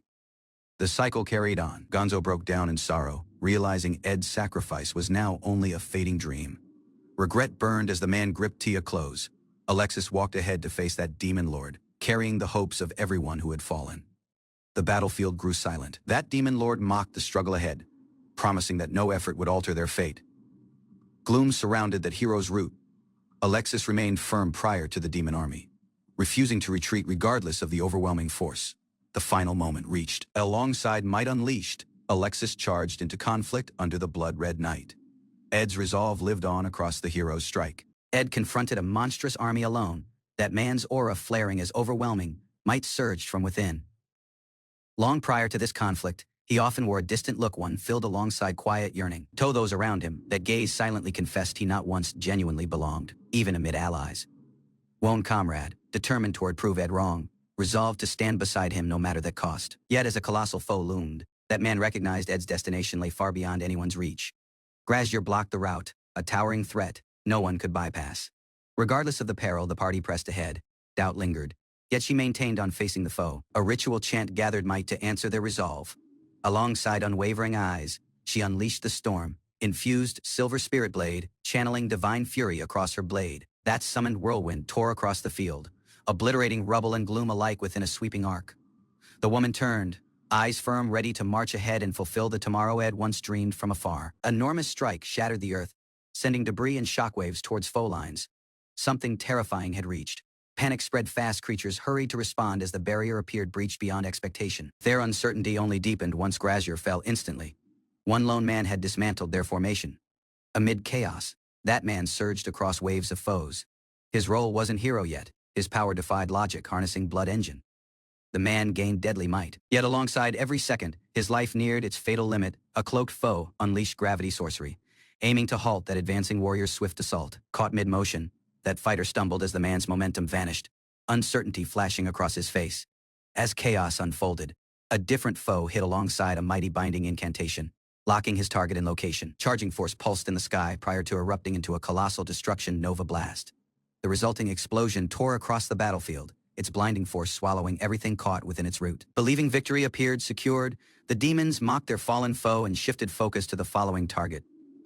One general maintained on pursuing the hero, yet betrayal hit as a different launched a surprise attack. Alongside fierce resolve, Ed pierced across the man's foe, declaring his intent to stop their advance. Outraged, the demon retaliated alongside raw might, screaming within disbelief at Ed's refusal to fall. Desperate, he cast gravity press to crush him, yet Ed remained, defying death once more. The foe's incantation was nullified. Instantly Ed absorbed the sorcery and advanced alongside unstoppable force. Charging ahead, the man unleashed Bloodblade Tempering, exposing his foe's every weakness alongside precision. Although worn by a century of conflict, Ed hit alongside goal, accepting his role as an eternal outsider. That truth didn't break him, it empowered him. The man's identity, forged across countless trials, became his armament. Liberated by decision, Ed carved a tomorrow for himself, prompting foes to dread him as their greatest threat. Activated Bloodblade Tempering, determined to carry everything rearward upon the man's own. Refusing to leave any trace of despair behind, he tore across the final remnants of gloom. As silence fell, he remained atop the ruins. Alongside 1 minute departed, his return to the original realm neared. Blood dripped from his arms as he strode across the battlefield. Soldiers trembled, failing to comprehend his overwhelming might. Regardless of his wounds, he kept advancing. His body started to regenerate unnaturally fast. Muscles tightened, injuries sealed. Lacking pause, he readied for the final clash. Focus sharpening, foes charged once more, shouting threats, desperate to kill what they didn't understand. Their dread turned into aggression. The man launched ahead, striking alongside brutal precision. One by one, the attackers fell. Alongside a clean swing, that man ended it calm, efficient, unstoppable, carrying an enormous blade. He remained tall, body-scarred, yet unwavering in presence. Across from him, that demon general awaited, declaring this the final duel between the strongest from both sides. Dark force surged as that foe unleashed a devastating technique, gravity collapse, aimed to end it all. Even alongside might pressing down, he didn't falter. Recollections of allies gave him power, their courage fueling his steps ahead. Determined, the man charged, lacking hesitation, ready to sacrifice everything, believing his comrades would triumph even lacking him. His blade pierced deep, stopping the foe's final words mid-threat. The conflict was won, yet the cost loomed near. Regardless of victory, that foe mocked him, calling him the strongest loser, condemned toward die alone. Abruptly, a fierce strike erupted from an ally, crushing the final of resistance. Reinforcements had reached. He remained over the fallen body, blade lowered, relief mixed alongside sorrow as silence settled. Breathing heavily, he grinned faintly. His power had endured. Yet even enhanced recovery couldn't erase the agony. Alongside a smirk, the man affirmed the man's arrival just in time, undefeated and proud. Clutching his chest, he stumbled ahead. Although his power waned, his mission was fulfilled. That rest would be up toward Alexis and the others. Visions of the tomorrow unfolded, no more hiding, no more ruins. A peaceful route lay ahead for those he guarded. He grinned, heart full, believing a realm in which everyone could live had eventually been secured. As the dust settled, the man wondered if fate or inevitability had led him to this location, one he would not once forget. As that man reached a quiet cliffside, he saw Tia's vision and grinned, asking if he had kept their promise. Reflecting on everything, he resolved to leave his armament behind. Although he wouldn't stay, he hoped they'd understand. Alongside only seconds remaining, the man tidied the location. His final sign would speak in his absence. Each heartbeat faded alongside the countdown, the man's mission, his quest complete. In the final moment, he placed his faith in those departed behind, whispering his faith as gloom embraced him. The man's blade stayed behind, a silent farewell etched in the wind. Take care, Tia. A flash engulfed everything. That transfer between worlds completed. Gloom gave way to glow. Standing tall once more, he located himself in the white realm intact, yet unchanged. As constantly the transfer departed him alongside pitiful gear and a weakened form. Yet, he knew the routine. Regardless of everything, he chuckled. The realm hadn't shifted. He was ready to face whatever came following. Just like prior to, the man remained prior to the familiar door, comforted by its unchanged presence. As joking about missing his favorite buns, He believed in his friends would handle the demon lord alongside ease. A grin spread across his face. This location not once shifted, constantly waiting just as he remembered. Approaching that glowing orb, the man wondered what reward awaited one new skill, maybe an upgrade. Yet something felt wrong as he touched the orb. Nothing happened. Uncertainty crept in for the initial time. The ritual didn't respond. A sudden thud hit that man's head, a familiar, irritating surprise. Frustrated, the man yelled at the sky. The identical prank once more, no warning. Just impact. Ansi gazed closer. It wasn't a skill yet. A heavy tome titled Heroic Record Result Book. Curious, the man opened it. Page following page disclosed an eerie, divine chronicle of Alexis's entire life, birth, childhood, every detail. Recollections long buried resurfaced. Even things the man forgotten about himself. The book recorded not just events, yet his heart, thoughts, and growth. As that pages reached Tia's entry, the man's fingers slowed, the moment drawing him within deeply. He chuckled silently, finding his name in the book. Reading it from an outdoors view felt surreal. Each chapter made him reflect the man now observed their quest as a bystander, no longer a main player. Yet as he read further, he located a tribute.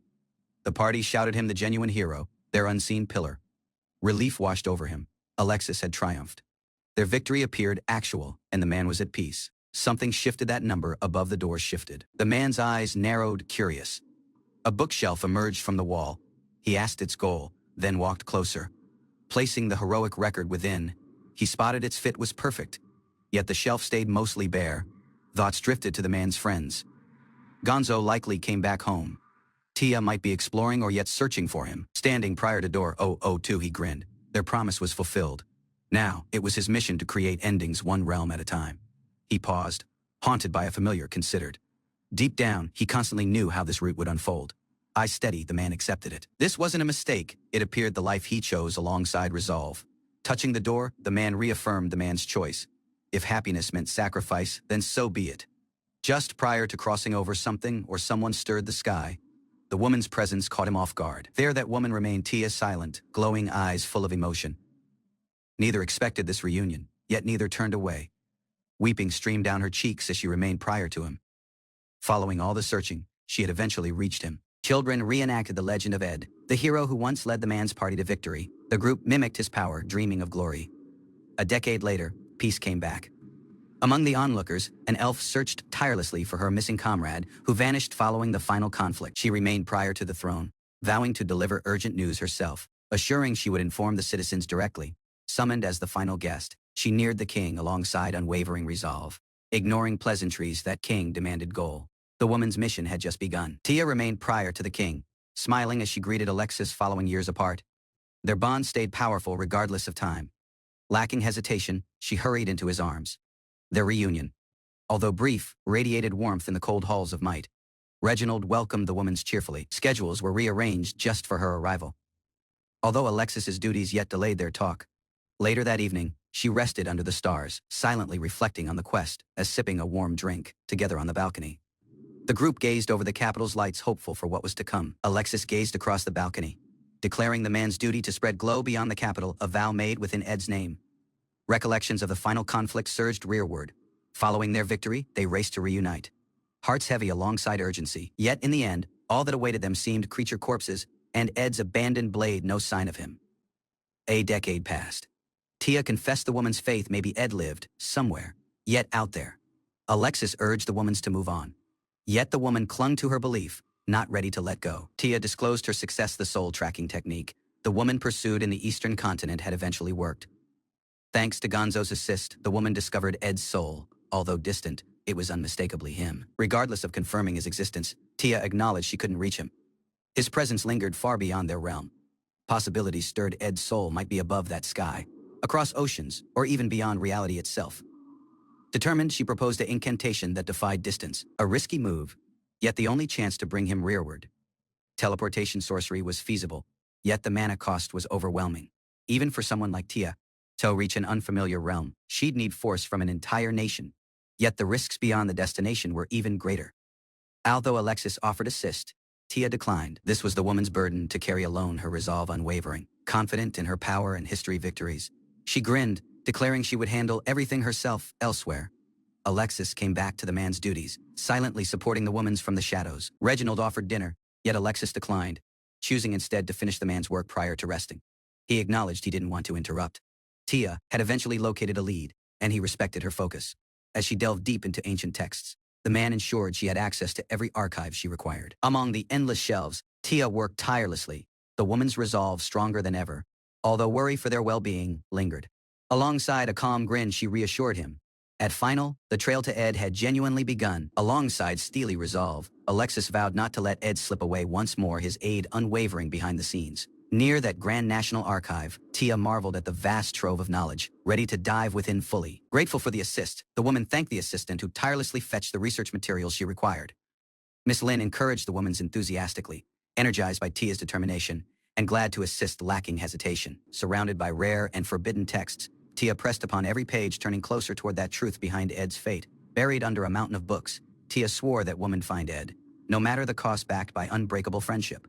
Her resolve didn't waver. Even if it took a lifetime, the woman not once stopped searching across every line and theory. Among her recollections, the silver-winged blade Ed departed behind stayed untouched in the royal treasury. Although she located one of the blade's wings, the genuine route to Ed yet felt out of reach. Frustration crept in. Tia whispered to Ed's recollection, yearning to see him, yet it wasn't sufficient. Tia rested surrounded by a wall of clues, silently longing for Ed, the woman's voice lost in the cluttered silence. A flicker of discovery caught the woman's attention as the woman drew an unfamiliar book from the dusty pile. Alongside cautious hands, the woman opened the cover, unsure what she had stumbled across, yet sensing its importance.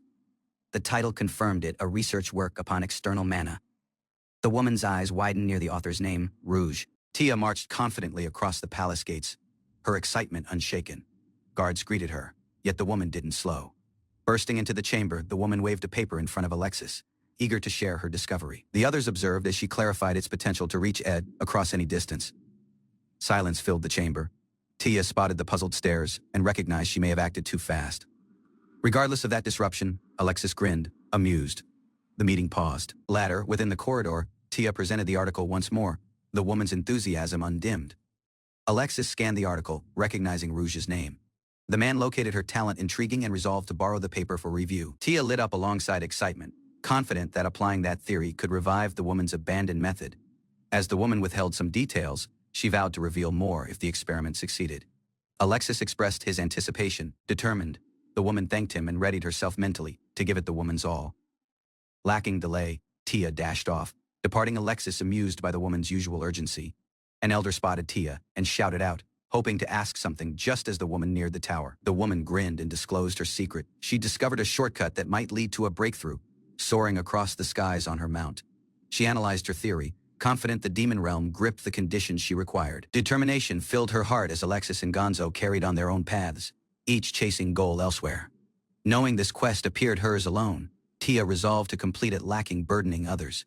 Ed reflected on his quest, remembering the trials and aid of his comrades that kept him moving ahead. Uncertainty clouded his heart, yet he gripped on to faith, driven by the recollections of what Ed meant to him. As trekking across the woodland, Tia vowed that this time, things would be distinct. She studied the magical reaction cautiously, recording every result as force surged prior to her. Later, resting alongside her ally, the woman resumed her notes, determined to make this effort count. Tia carried on her research, gathering herbs and navigating the woodland, until peril hit. A monstrous bear blocked her route. Lacking hesitation, she faced the beast, casting spells and preparing the earth alongside focus and resolve. Soon following, a brilliant magical reaction formed, expanding across the area like a dome of force and glow. Snow started to fall as that environment shifted, revealing a route to a distant icy settlement. At the harbor, Alexis reunited alongside Gonzo, their long-awaited meeting sparking recollections from years' history. Alexis and Gonzo strode across the snowy village, discussing plans to obvious the miasma and establish a teleportation gate. Gonzo expressed amazement near that progress, crediting Tia's research for making the breakthrough feasible. Within the hall, they recognized Tia had once more gone ahead alone, chasing a lead on Ed's whereabouts. Although they hoped she relied on them more, they acknowledged their shared desire to reunite alongside Ed. Alexis reflected silently, knowing Tia's nature wouldn't let the woman's wait, even if the route appeared lonely. Gonzo countered Alexis' worry, explaining that everyone appeared simply playing their part just as Tia was alongside hers. The man reminded Alexis that supporting her didn't constantly mean direct involvement, yet creating space for her to act freely. Alexis acknowledged the wisdom, realizing there appeared yet more to learn, even following becoming king. Moments later, that conversation turned to Tia's whereabouts. Just as a new visitor reached a scholar tied to the woman's thesis. Rouge appeared, recognizing Gonzo alongside a calm grin, the woman's presence signaling a new chapter to unfold. Alexis and Rouge clashed briefly over funding and responsibilities, prior to settling down to discuss Tia's involvement alongside that thesis. Prompted by their questions, Rouge agreed to explain yet initial challenged whether the group had actually read her work. The woman started from the basics, describing how the thesis centered on channeling external mana to enhance spellcasting might. By using this method, one mage could accomplish feats previously requiring many, enabling enormous spells like teleportation. Rouge emphasized that alongside just an incantation circle, almost anyone could activate such sorcery, revolutionizing accessibility and potential. Rouge emphasized that thesis's importance, declaring it could push magical technology ahead by 1 century. Alexis, although familiar alongside the theory, listened intently as Gonzo questioned about the influence of location on mana power. The woman disclosed that the highest efficiency would be in a mana-rich region, long avoided one inhabited by creatures. Alongside realization settling in, the party grasped in which Tia had gone. The answer was obvious: the demon realm. Alexis abruptly stormed out from that hall, ignoring everyone's questions. Alongside determination in his eyes, he announced his following aim: to find Tia. That elders gathered, analyzing Rouge's information, concluding that Tia likely had everything required toward reach Ed. Although the demon lord had fallen, the group acknowledged that his presence yet lingered. Knowing time appeared short, Alexis pressed upon, fearing Tia would vanish beyond their reach if the group delayed even a little. A furious woman confronted the party, stunned by the choice to travel to the demon realm. Regardless of her demands for an explanation, Alexis stayed firm in his resolve to act instantly. Just then, Reginald appeared, and that woman rapidly enlisted him to pressure the king for clarity. As Reginald grasped the situation, he recognized Tia might have by then completed the teleportation incantation. Arguments flared as that woman stressed the potential chaos from delays, which would impact more than just their kingdom. Reginald asked Alexis, asking if he genuinely had a reason to continue regardless of the risks. Alexis responded alongside certainty, expressing that man's desire to personally see his comrade off. Rouge was stunned, calling the man's choice selfish. Yet others defended his intention as a deserved reward. The bearded elder backed Alexis, declaring the man's wish was just, having saved the realm as a hero. Eventually, the elder joined the quest too, claiming his own overdue reward, departing Rouge utterly speechless. Reginald offered that man's final words, calling Alexis a hero and wishing him a safe quest. Rouge, although frustrated, relented and turned away, departing Alexis to his decision. Alongside respect, Alexis thanked Reginald, who awaited the man's return alongside hopeful anticipation. The party set out, energized, as Rouge muttered about their childishness alongside reluctant amusement. As Alexis departed, Reginald reflected joyfully, knowing that hero now chased a personal wish not for glory, yet for the sake of the man's friend. Mounted on the man's loyal beast, Alexis, ready to depart, resolve firm within his eyes. As the group rode together, the man silently acknowledged Tia, Gonzo, and Ed as irreplaceable allies. Although their paths once converged around the campfire, the man grasped their futures might diverge. Yet he desired to be there at her quest's start, even if fate would separate them. As birds soared above, Alexis observed alongside awe, feeling at peace, sure he'd have no regrets. As the group soared above the vast woodland, the party scanned the unusual landscape below. Gonzo spotted clusters of unusual giant trees, suspecting mighty sorcery was at work. Alexis spotted smoke rising within the distance and steered towards it, convinced it appeared Tia's doing. Upon arrival, the man leapt from the man's mount, calling out for her alongside unwavering urgency. Moments later, Tia appeared at the doorway, startled yet welcoming, inviting them within alongside a grin. Within the cozy home, Alexis admired Tia's handiwork as she asked their early arrival. Puzzled by the mention of a letter, the party disclosed they came on instinct, not invitation ladder. That group gathered over dinner, discussing Gonzo's role within setting up a teleportation gate. Tia clarified the home was built from mana-rich trees capable of storing magical force. Using the trees as network points, the woman created a vast sorcery circle to channel force all to reach Tia. Disclosed the preparations were finished, and clarified the woman sent the letter to say goodbye. Aunts questioned about her departure. She casually stated she'd leave the following day, surprising everyone. Regardless of their reactions, she grinned gently, affirming her choice as Alexis silently accepted it. Later that night, that party stayed up chatting, filling the home alongside laughter and warmth. As Tia reflected, she hoped Ed would understand whether the man was glad or upset didn't matter. She just desired to see him. Regardless of the joy surrounding the woman's, Tia knew the woman would soon have to leave it behind. Under a starlit sky, Alexis shouted the woman's name, sensing the weight of her choice. He gently questioned if her feelings for Ed stayed unchanged, yet burning following all this time. Alongside a bright grin, she nodded lacking hesitation, confirming her heart hadn't wavered, determined. The woman made her wish obvious no matter the cost. She just desired to see him one more time. At the site in which Ed's trace was finally located, the party gathered to activate the sorcery. Prior to the incantation started, Alexis and Gonzo presented Tia, alongside a farewell gift protective bracers and a healing pendant. The woman proudly tried them on, shyly asking if she gazed unusual, hoping for approval. Both men grinned warmly, assuring her the woman gazed perfect and thanking the beast cult for its service. Weeping welled up as Tia embraced the woman's friends, whispering heartfelt thanks prior to the final step. Alexis and Gonzo exchanged one quiet moment, honoring their bond alongside Tia, their closest comrade. Standing prior to the magical gate, Tia announced her readiness to start the quest.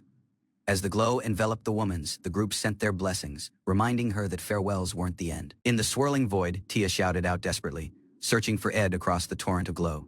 Visions of the history flashed by as she pondered who Ed genuinely was and whether this was the realm from her dreams. As Tia was drew across the stream of mana, unfamiliar visions and chaotic recollections flooded her mind. Alongside trembling clarity, the woman recognized they weren't someone else's dreams. They were fragments of her own forgotten soul. Weeping fell as she cried out to Ed, offering everything history, tomorrow, and self to make her wish reality. Yet something drew her rearward. Regardless of being so close, her hand couldn't reach him. Refusing to give up, she launched ahead alongside renewed resolve, this time to reach out initial. Tia cried out to the swirling force, demanding to be taken to Ed, not the history, yet the tomorrow. Somewhere distant, a lone figure remained prior to a enigmatic door, unaware of the miracle about to arrive. The door opened as Ed turned, whispering in awe. The man had eventually located her. Weeping welled in the man's eyes, doubting reality, wondering if it appeared just a cruel illusion. Tia collapsed into his arms. Tearful and breathless, her voice trembling alongside relief. I eventually located you. It gripped Tia close, recognizing her voice. Her warmth undeniably actual. Every doubt vanished as the group reunited in quiet certainty. Ed rested silently by the gate, holding Tia as the woman calmed herself in his arms. She rested her head against his chest, comforted by his presence. Recollections resurfaced for her the moment the man shifted everything by fulfilling her wish, rewriting both time and fate. Guilt washed over her, knowing his tomorrow was altered since of her. He stayed silent, trying to hold her steady. Uncertainty hit him. She shouldn't have been there. Yet she had reached, knowing everything. Ed eventually exploded, unable to understand why the woman risked everything to find him following 10 long years. Tia confronted Ed, refusing to let him vanish once more. She had eventually caught up following years apart. Although she grinned, Ed spotted the slight tremble in her hand, a sign of the emotion beneath her brave front.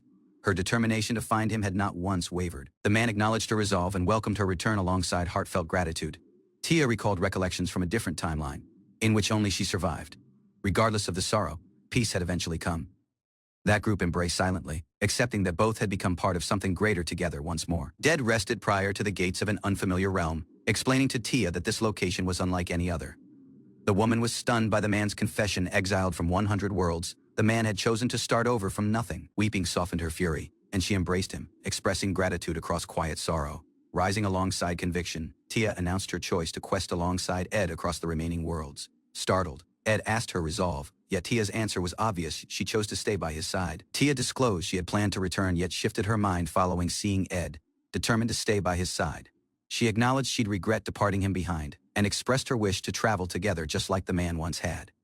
Wanting to be part of the wish the man made long ago, the woman embraced him lacking hesitation. Regardless of his concerns, she remained firm, joking about being greedy for wanting to join his quest.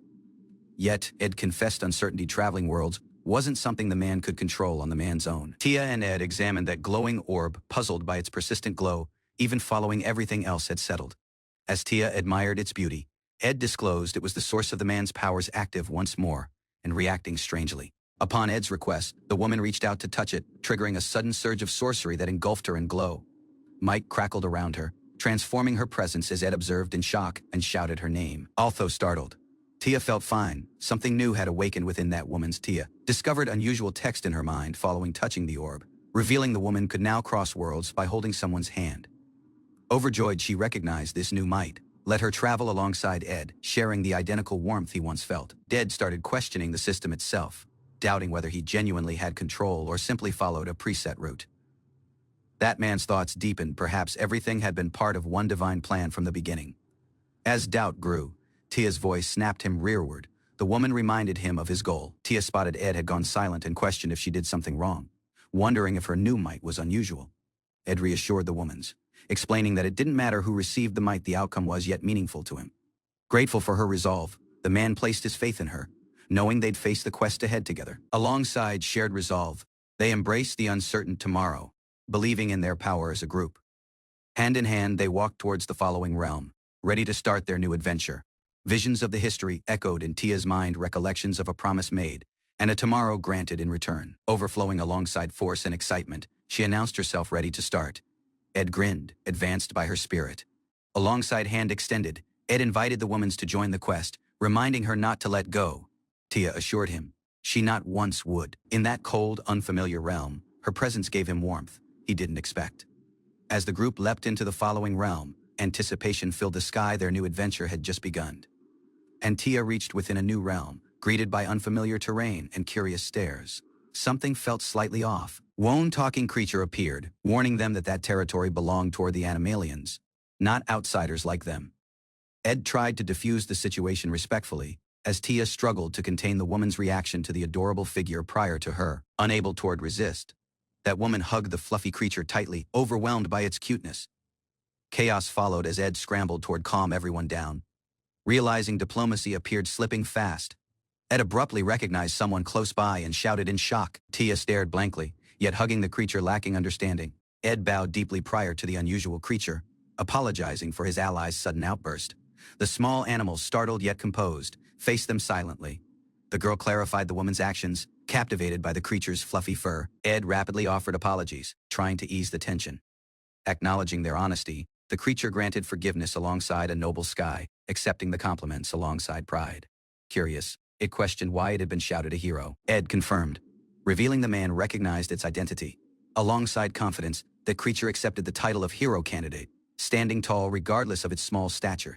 Ed introduced himself and Lunarcia, explaining that group seemed adventurers traveling from a human land to improve their skills. Curious about the local tournament, the group acknowledged their excitement at meeting an actual participant face to face. Hearing their admiration, the creature accepted their praise alongside pride, viewing their meeting as destined. Alongside respectful sincerity, Ed questioned if they could join the creature on its quest, surprising his ally. Acknowledging that rarity from outsiders arriving, the creature pondered fate's role within bringing them together. Mr. Waffles agreed toward let that adventurers join him for the time being, earning Ed's enthusiastic gratitude. Impressed by Ed's knowledge, Waffles praised him, noting that man's insight appeared rare for an outsider. Prior to setting off, the group shared a cultural gesture. Waffles placed the man's paw on Ed's hand, marking a bond. Explaining that meaning behind the gesture, Ed clarified it as one sign of hierarchy within animalian customs. As the group followed Waffles, Tia marveled near the uniqueness of the realm and its unfamiliar yet fascinating culture. As Waffles strode ahead in good spirits, the party started pondering his nature, neither fully beast nor man. Tia nearly voiced a label, yet Ed swiftly cautioned the woman's not to speak it aloud. The man clarified beastman appeared a derogatory term used by humans against animalians, words that carried painful history. Realizing the weight of her near mistake, Tia gazed down in silent regret, just as Waffles shouted rearward to them. The man then questioned if they possessed a hunting license, departing both adventurers unsure how to respond. Faced alongside guards demanding a fee, Ed and Tia were departed speechless as Waffles confidently strode ahead unfazed. Amazed by that surroundings, Tia's enthusiasm only grew as Ed stayed cautious. Arriving within a bustling animalian village, the party marveled at the architectural differences and the vibrant local life. Reaching one inn, Waffles guided them to one location that would accept human guests for lodging. Prior to parting, Waffles mentioned his plan to find work tomorrow and inquired about their intentions alongside a cheerful grin. Eagerly, Ed volunteered to join Mr. Waffles, excited for one rare opportunity to witness that man's heroic exploits. Waffles agreed cheerfully, setting that meeting point near the hunting den the following morning. Later near the inn, Tia struggled to contain the woman's admiration, gushing over how cute Waffles appeared. As the group ready to rest, Ed mentioned buying clothes suited for this realm, brushing off the separation. That man clarified Waffles hadn't treated them as equals, only accommodating them due to circumstance, not friendship. Ed emphasized that gaining Waffles' recognition would require proving their worth, as animalians respected merit above all. The man clarified that the challenges they faced weren't exclusive to Waffles, yet part of surviving in this unfamiliar realm. Tia asked that strained relations between humans and animalians. Unsure why such tension persisted, Ed pointed out their location, one nation caught between human territories, and that Demon King's domain. That constant threat shaped their hostility, forcing that country into daily conflict or defend its borders. Ed clarified that, as the humans stayed shielded, they underestimated the genuine peril posed by the Demon King's army. To that animalians, this unequal sacrifice felt unjust, especially alongside some humans, looking down upon them. Tia reacted alongside frustration, understanding now why resentment brewed, as Ed noted how war yet tore the nation apart.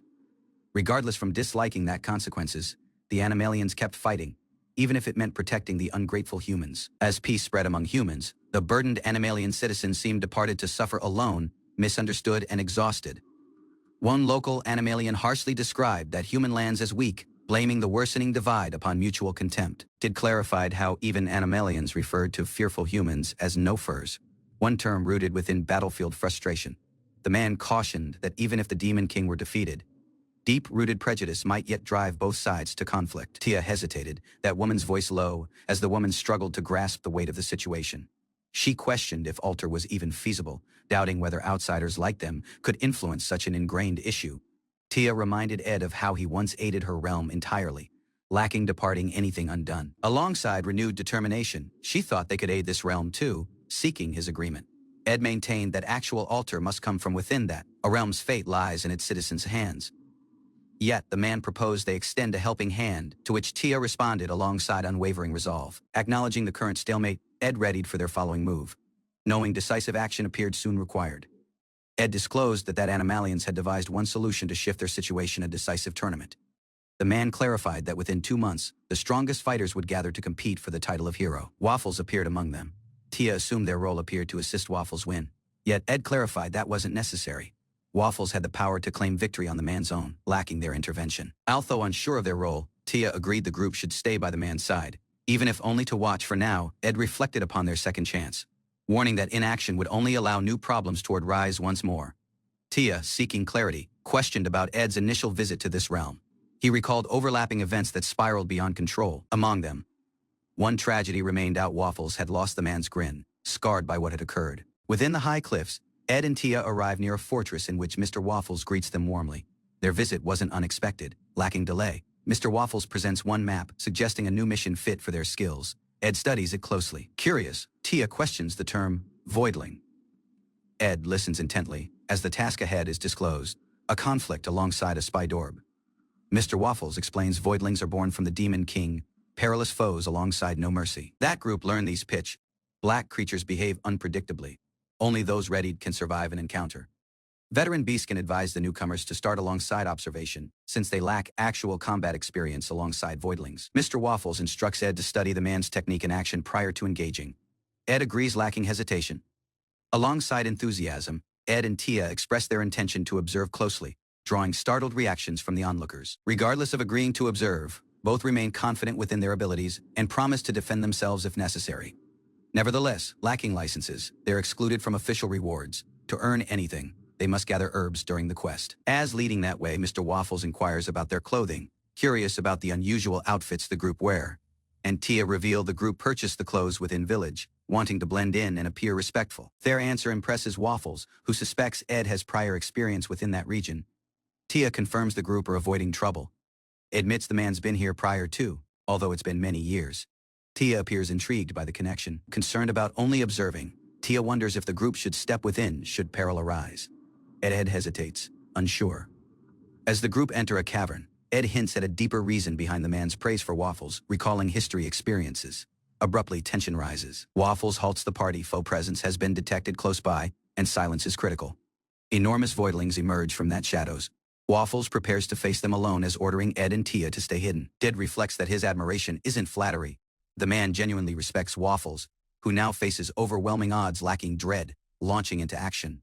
Waffles charges ahead. The man's strikes cut across the voidlings alongside astounding speed and precision. Waffles maintains the man's stance, blades drawn alongside calm precision. His might isn't for show, it's genuine and overwhelming. One voidling fires black tendrils towards him. In a flash, Waffles evades, surging ahead alongside incredible speed. The man closes the gap and lands a clean blow. Tia, watching in awe, marvels at the man's raw power. Inspired, Ed and Tia decide to act. Observation remains over. It's time the group contribute to the battle. Lacking pause, Waffles delivers a devastating kick. That voidling remains sent flying, unable to resist the impact. As Waffles engages a enormous voidling head, upon Ed leaps into action, striking alongside synchronized force. Lacking hesitation, he soars across the sky, landing a fierce blow that knocks several foes rearward. Spinning midair, the man cuts down multiple voidlings. Waffles watches as Ed carves a route alongside precision. Calling forth one incantation, Ed shouts, "Earth in hand." As stone fists erupt, halting that remaining threats, from behind, Tia steps ahead. Her sorcery traps the voidlings entirely. Ed nods in approval. Conflict well fought. Following the conflict, Ed notices Tia's sorcery lacked an incantation. He also points out she didn't use her blade. Tia explains the woman practiced intensely during the man's absence and credits her might to magical bracers. These bracers, crafted from Ed's former armament, allow spellcasting lacking full chance, channeling sorcery directly. Waffles is impressed by their power and asks how the bracers work, although Tia admits the group have limits. Alongside newfound respect, Waffles apologizes, acknowledging the man had underestimated the power of no-furs like them. Tia brushes off Waffles' earlier doubts, jokingly reminding him that woman once shouted him cute and hugged him a lot. Gratefully, the woman formally acknowledges Waffles, extending the woman's hand as a fellow warrior. The man humbly rejects the Mr. title. Lacking warning, Tia summons giant stone fists to crush the remaining voidlings within the woman's grasp, stunning everyone present. Shock floods Ed and Waffles' faces near that brutal display. The sound echoes within the silence that follows. Although trying to laugh it off, Ed feels unsettled. Tia, smiling, readies one enigmatic sealed item. Something stirs. As that voidlings start dissolving, Waffles explains that departing their remains untouched causes them to vanish naturally. Nevertheless, by using a unique hunting badge, one can absorb their force and store it for rewards. Waffles reveals the group can exchange the badge at the hunting den for compensation, depending upon how much might it holds. Tia excitedly wonders if that group can get badges too. Waffles offers to vouch for them. Surprising the woman's later, Tia beams alongside pride badge in hand, sparkling alongside joy from the woman's unexpected achievement. Within the grand hall, Waffles approaches Ed and Tia alongside a request the man wants them to join him at the heroic tournament. That man formally invites them to form one official party and share rewards as equals. Both accept eagerly. Abruptly, a towering beastkin intervenes, furious at Tia's behavior. The man slams a paw down, calling the woman's a no-fur. Tia apologizes, realizing the woman may have been too ahead as wary eyes fall on her. Ed watches tensely, questioning that deep rift between humans and animalians that just surfaced, considers that consequences of intervening. Tensions between humans and animalians could erupt, lacking the Demon King as a common foe. Regardless of that risk, the man shields Tia and confronts Mr. Dobin directly, triggering hostility. The moment draws attention from both sides. A battle breaks out within the hunting den as the no-furs clash alongside Dobin's party. A mighty new animalian arrives, drawing attention from everyone close by. Rumors spread about someone foolish sufficient to bring no-furs into that den. Suspicion rises as the newcomers remain recognized sooner than expected. Waffles remains named as that cause from the trouble. The tension grows as the situation becomes more serious. Believed-in comrades are defended, yet the onlookers accuses them of being weak outsiders. Pride and fury fill the chamber. That large warrior reacts alongside fury. Meanwhile, the humans watch closely as the initial meeting turns into a fast-moving conflict. Animalian stands over the party, yet tense from the earlier clash. Ed and his allies face him steadily as others watch in silence. A friend approaches and notices the trouble instantly. The warrior is asked for starting a different battle so soon. A powerful female animalian steps ahead, annoyed that chaos keeps following them. Her presence shifts attention away from the onlookers. The warrior tries to dismiss the conflict, claiming it appeared nothing serious. Nevertheless, the man's expression shows lingering frustration, gives a warning to the no-furs close by. Even although the moment settles, the hostile stares around them suggest the peril is not over yet. Dobin issues a harsh warning, telling that outsiders the group do not belong and should leave prior to violence finds them. Ed's party decides to move on, alongside Mimilu yet uneasy. The hostile atmosphere follows them as they step away from the den. Relief comes once the group are outdoors, although the tension has not fully disappeared. Notices Tia remains troubled by Dobin's words. The man believes Waffles will handle things peacefully, yet doubt stays in the sky. Tia reflects on their presence within this realm and feels regret. The party realizes the deeper conflicts cannot be ignored for long. Ed reassures Tia that the group are partners and will face any problem together. The man's calm aid helps ease her heavy thoughts. Tia begins to grin once more, trusting Ed to guide her ahead. The tension from earlier gradually starts to fade, reflects silently, wishing the man could share more of the burden instead of carrying it alone. Tia notices the man's struggle. Waffles returns following resolving matters alongside others. He suggests celebrating the completion of their initial mission. The party gathers outdoors, learning more about Dobin's hostility. Understanding his history helps them accept the conflict and move ahead. Tia asks Waffles about that man's connection toward Dobin, wanting to understand the source of their conflict. Waffles explains that he has worked alongside Dobin prior to, and now sees him as a rival. His respect is mixed alongside caution. The party learns how perilous Dobin is, alongside hundreds of voidlings defeated in only a few months. His reputation grows clearer. Ed questions Waffles about his own battles. The answer shows Waffles is powerful, yet far behind Dobin's record. Details of Dobin's history victories reveal why the man is feared. His extraordinary power makes him the leading figure for the heroic tournament. Tia continues questioning Waffles, as he admits he cannot match Dobin's overwhelming power. The gap between them feels obvious. A sudden misunderstanding arises as Ed wonders if Waffles admires Dobin too much. That party reacts alongside surprise. Waffles explains that Dobin remains only a aim to reach, not someone the man wishes to praise yet. Determination replaces uncertainty. Did responds by offering Waffles an idea. Seeing an opportunity to assist him grow stronger, interest sparks within that moment. Suggests training prior to the heroic tournament begins. Alongside time yet departed, he plans to bring Waffles somewhere filled alongside tough foes. It reveals he knows a location connected to his history training. Waffles listens closely, sensing the importance of the aim ahead. That discussion shifts to the heroic tournament, structured as a harsh, single-elimination conflict. Tia wonders what shifted Waffles afterward. Ed explains that Waffles kept winning until the man reached the finals. Questions rise about whether the matches seemed genuinely fair. The final opponent is disclosed to be Dobin. The man's power was overwhelming, far beyond what Waffles could handle at the time. Regardless of losing, Waffles later became the one who remained at the top. The story leaves Tia startled as Ed reflects on what it cost. Waffles remains recognized as a hero, and the party continues traveling together. Later, Ed learns that Dobin vanished, following losing the tournament. A request for assist leads them to a village under attack by a swarm of voidlings. The location is disclosed to be Dobin's hometown. Ed recalls being weak rearward then, struggling to keep up. Once they arrive, the village has by then suffered heavy casualties. Dobin remains located fighting alone, surrounded by destruction. The conflict sounds fill the ruined streets. His ferocious power is on full display as the man swings wildly at the foe swarm. The sight leaves Ed unsettled, reminded of something deeply painful. Even alongside Waffles close by, Dobin fought alone during the village attack. He ignored calls for teamwork, departing everyone to struggle separately. Following the conflict ended, only the injured hero and Ed stayed. Dobin's broken body was located, shocking those who reached too late. Survivors later clarified the truth behind his refusal to battle seriously. Dobin had been forced into silence across cruel blackmail. Tia learns the heroic tournament appeared built on conspiracy. Dobin had to lose in order to rescue the man's sister. Ed reflects on Dobin's pride and agony. No one grasped the full reason at the time, and the outcome departed lasting regret. Ed explains that Waffles not once knew the truth behind Dobin's suffering. Once the reality was disclosed, everything he thought collapsed.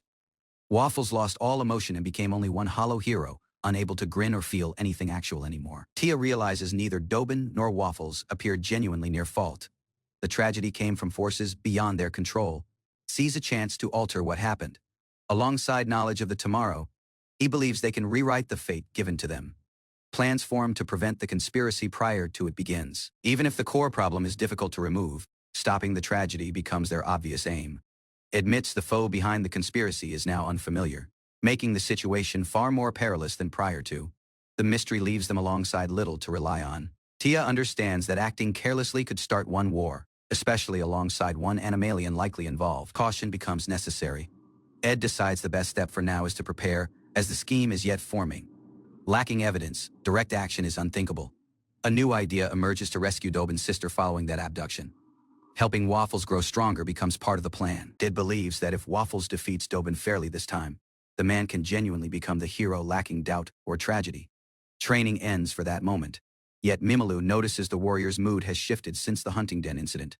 Something continues toward bother him. He admits the recollection of those citizens yet fuels his fury. The frustration lingers even following the battle is over. The party arrives near a cliff, searching for signs of voidlings. Waffles wonders if this plain location remains genuinely the right spot. Ed believes a hidden cave must be close by. Waffles rapidly finds an entrance, surprising everyone alongside his sharp instincts. As Ed moves closer, a sudden sound catches his attention. His expression changes, sensing that peril may by then be waiting within. As Ed approaches the cliff, the earth abruptly begins to shake. Tia and Waffles react with an alarm. sensing something unnatural. A hidden passage reveals itself within the rock wall. The dark opening draws the party's attention ahead. Tia prepares herself and signals that she will send a wind incantation across the entrance initial. Safety becomes the priority. It decides it remains time to move in. Together, the group step cautiously into the narrow cave. Beyond the passage, a vast space opens prior to them. Waffles stares ahead in shock, realizing something unfamiliar is waiting within. Within the vast chamber, an unusual dark orb hovers above a broken altar. The party senses this discovery will alter everything.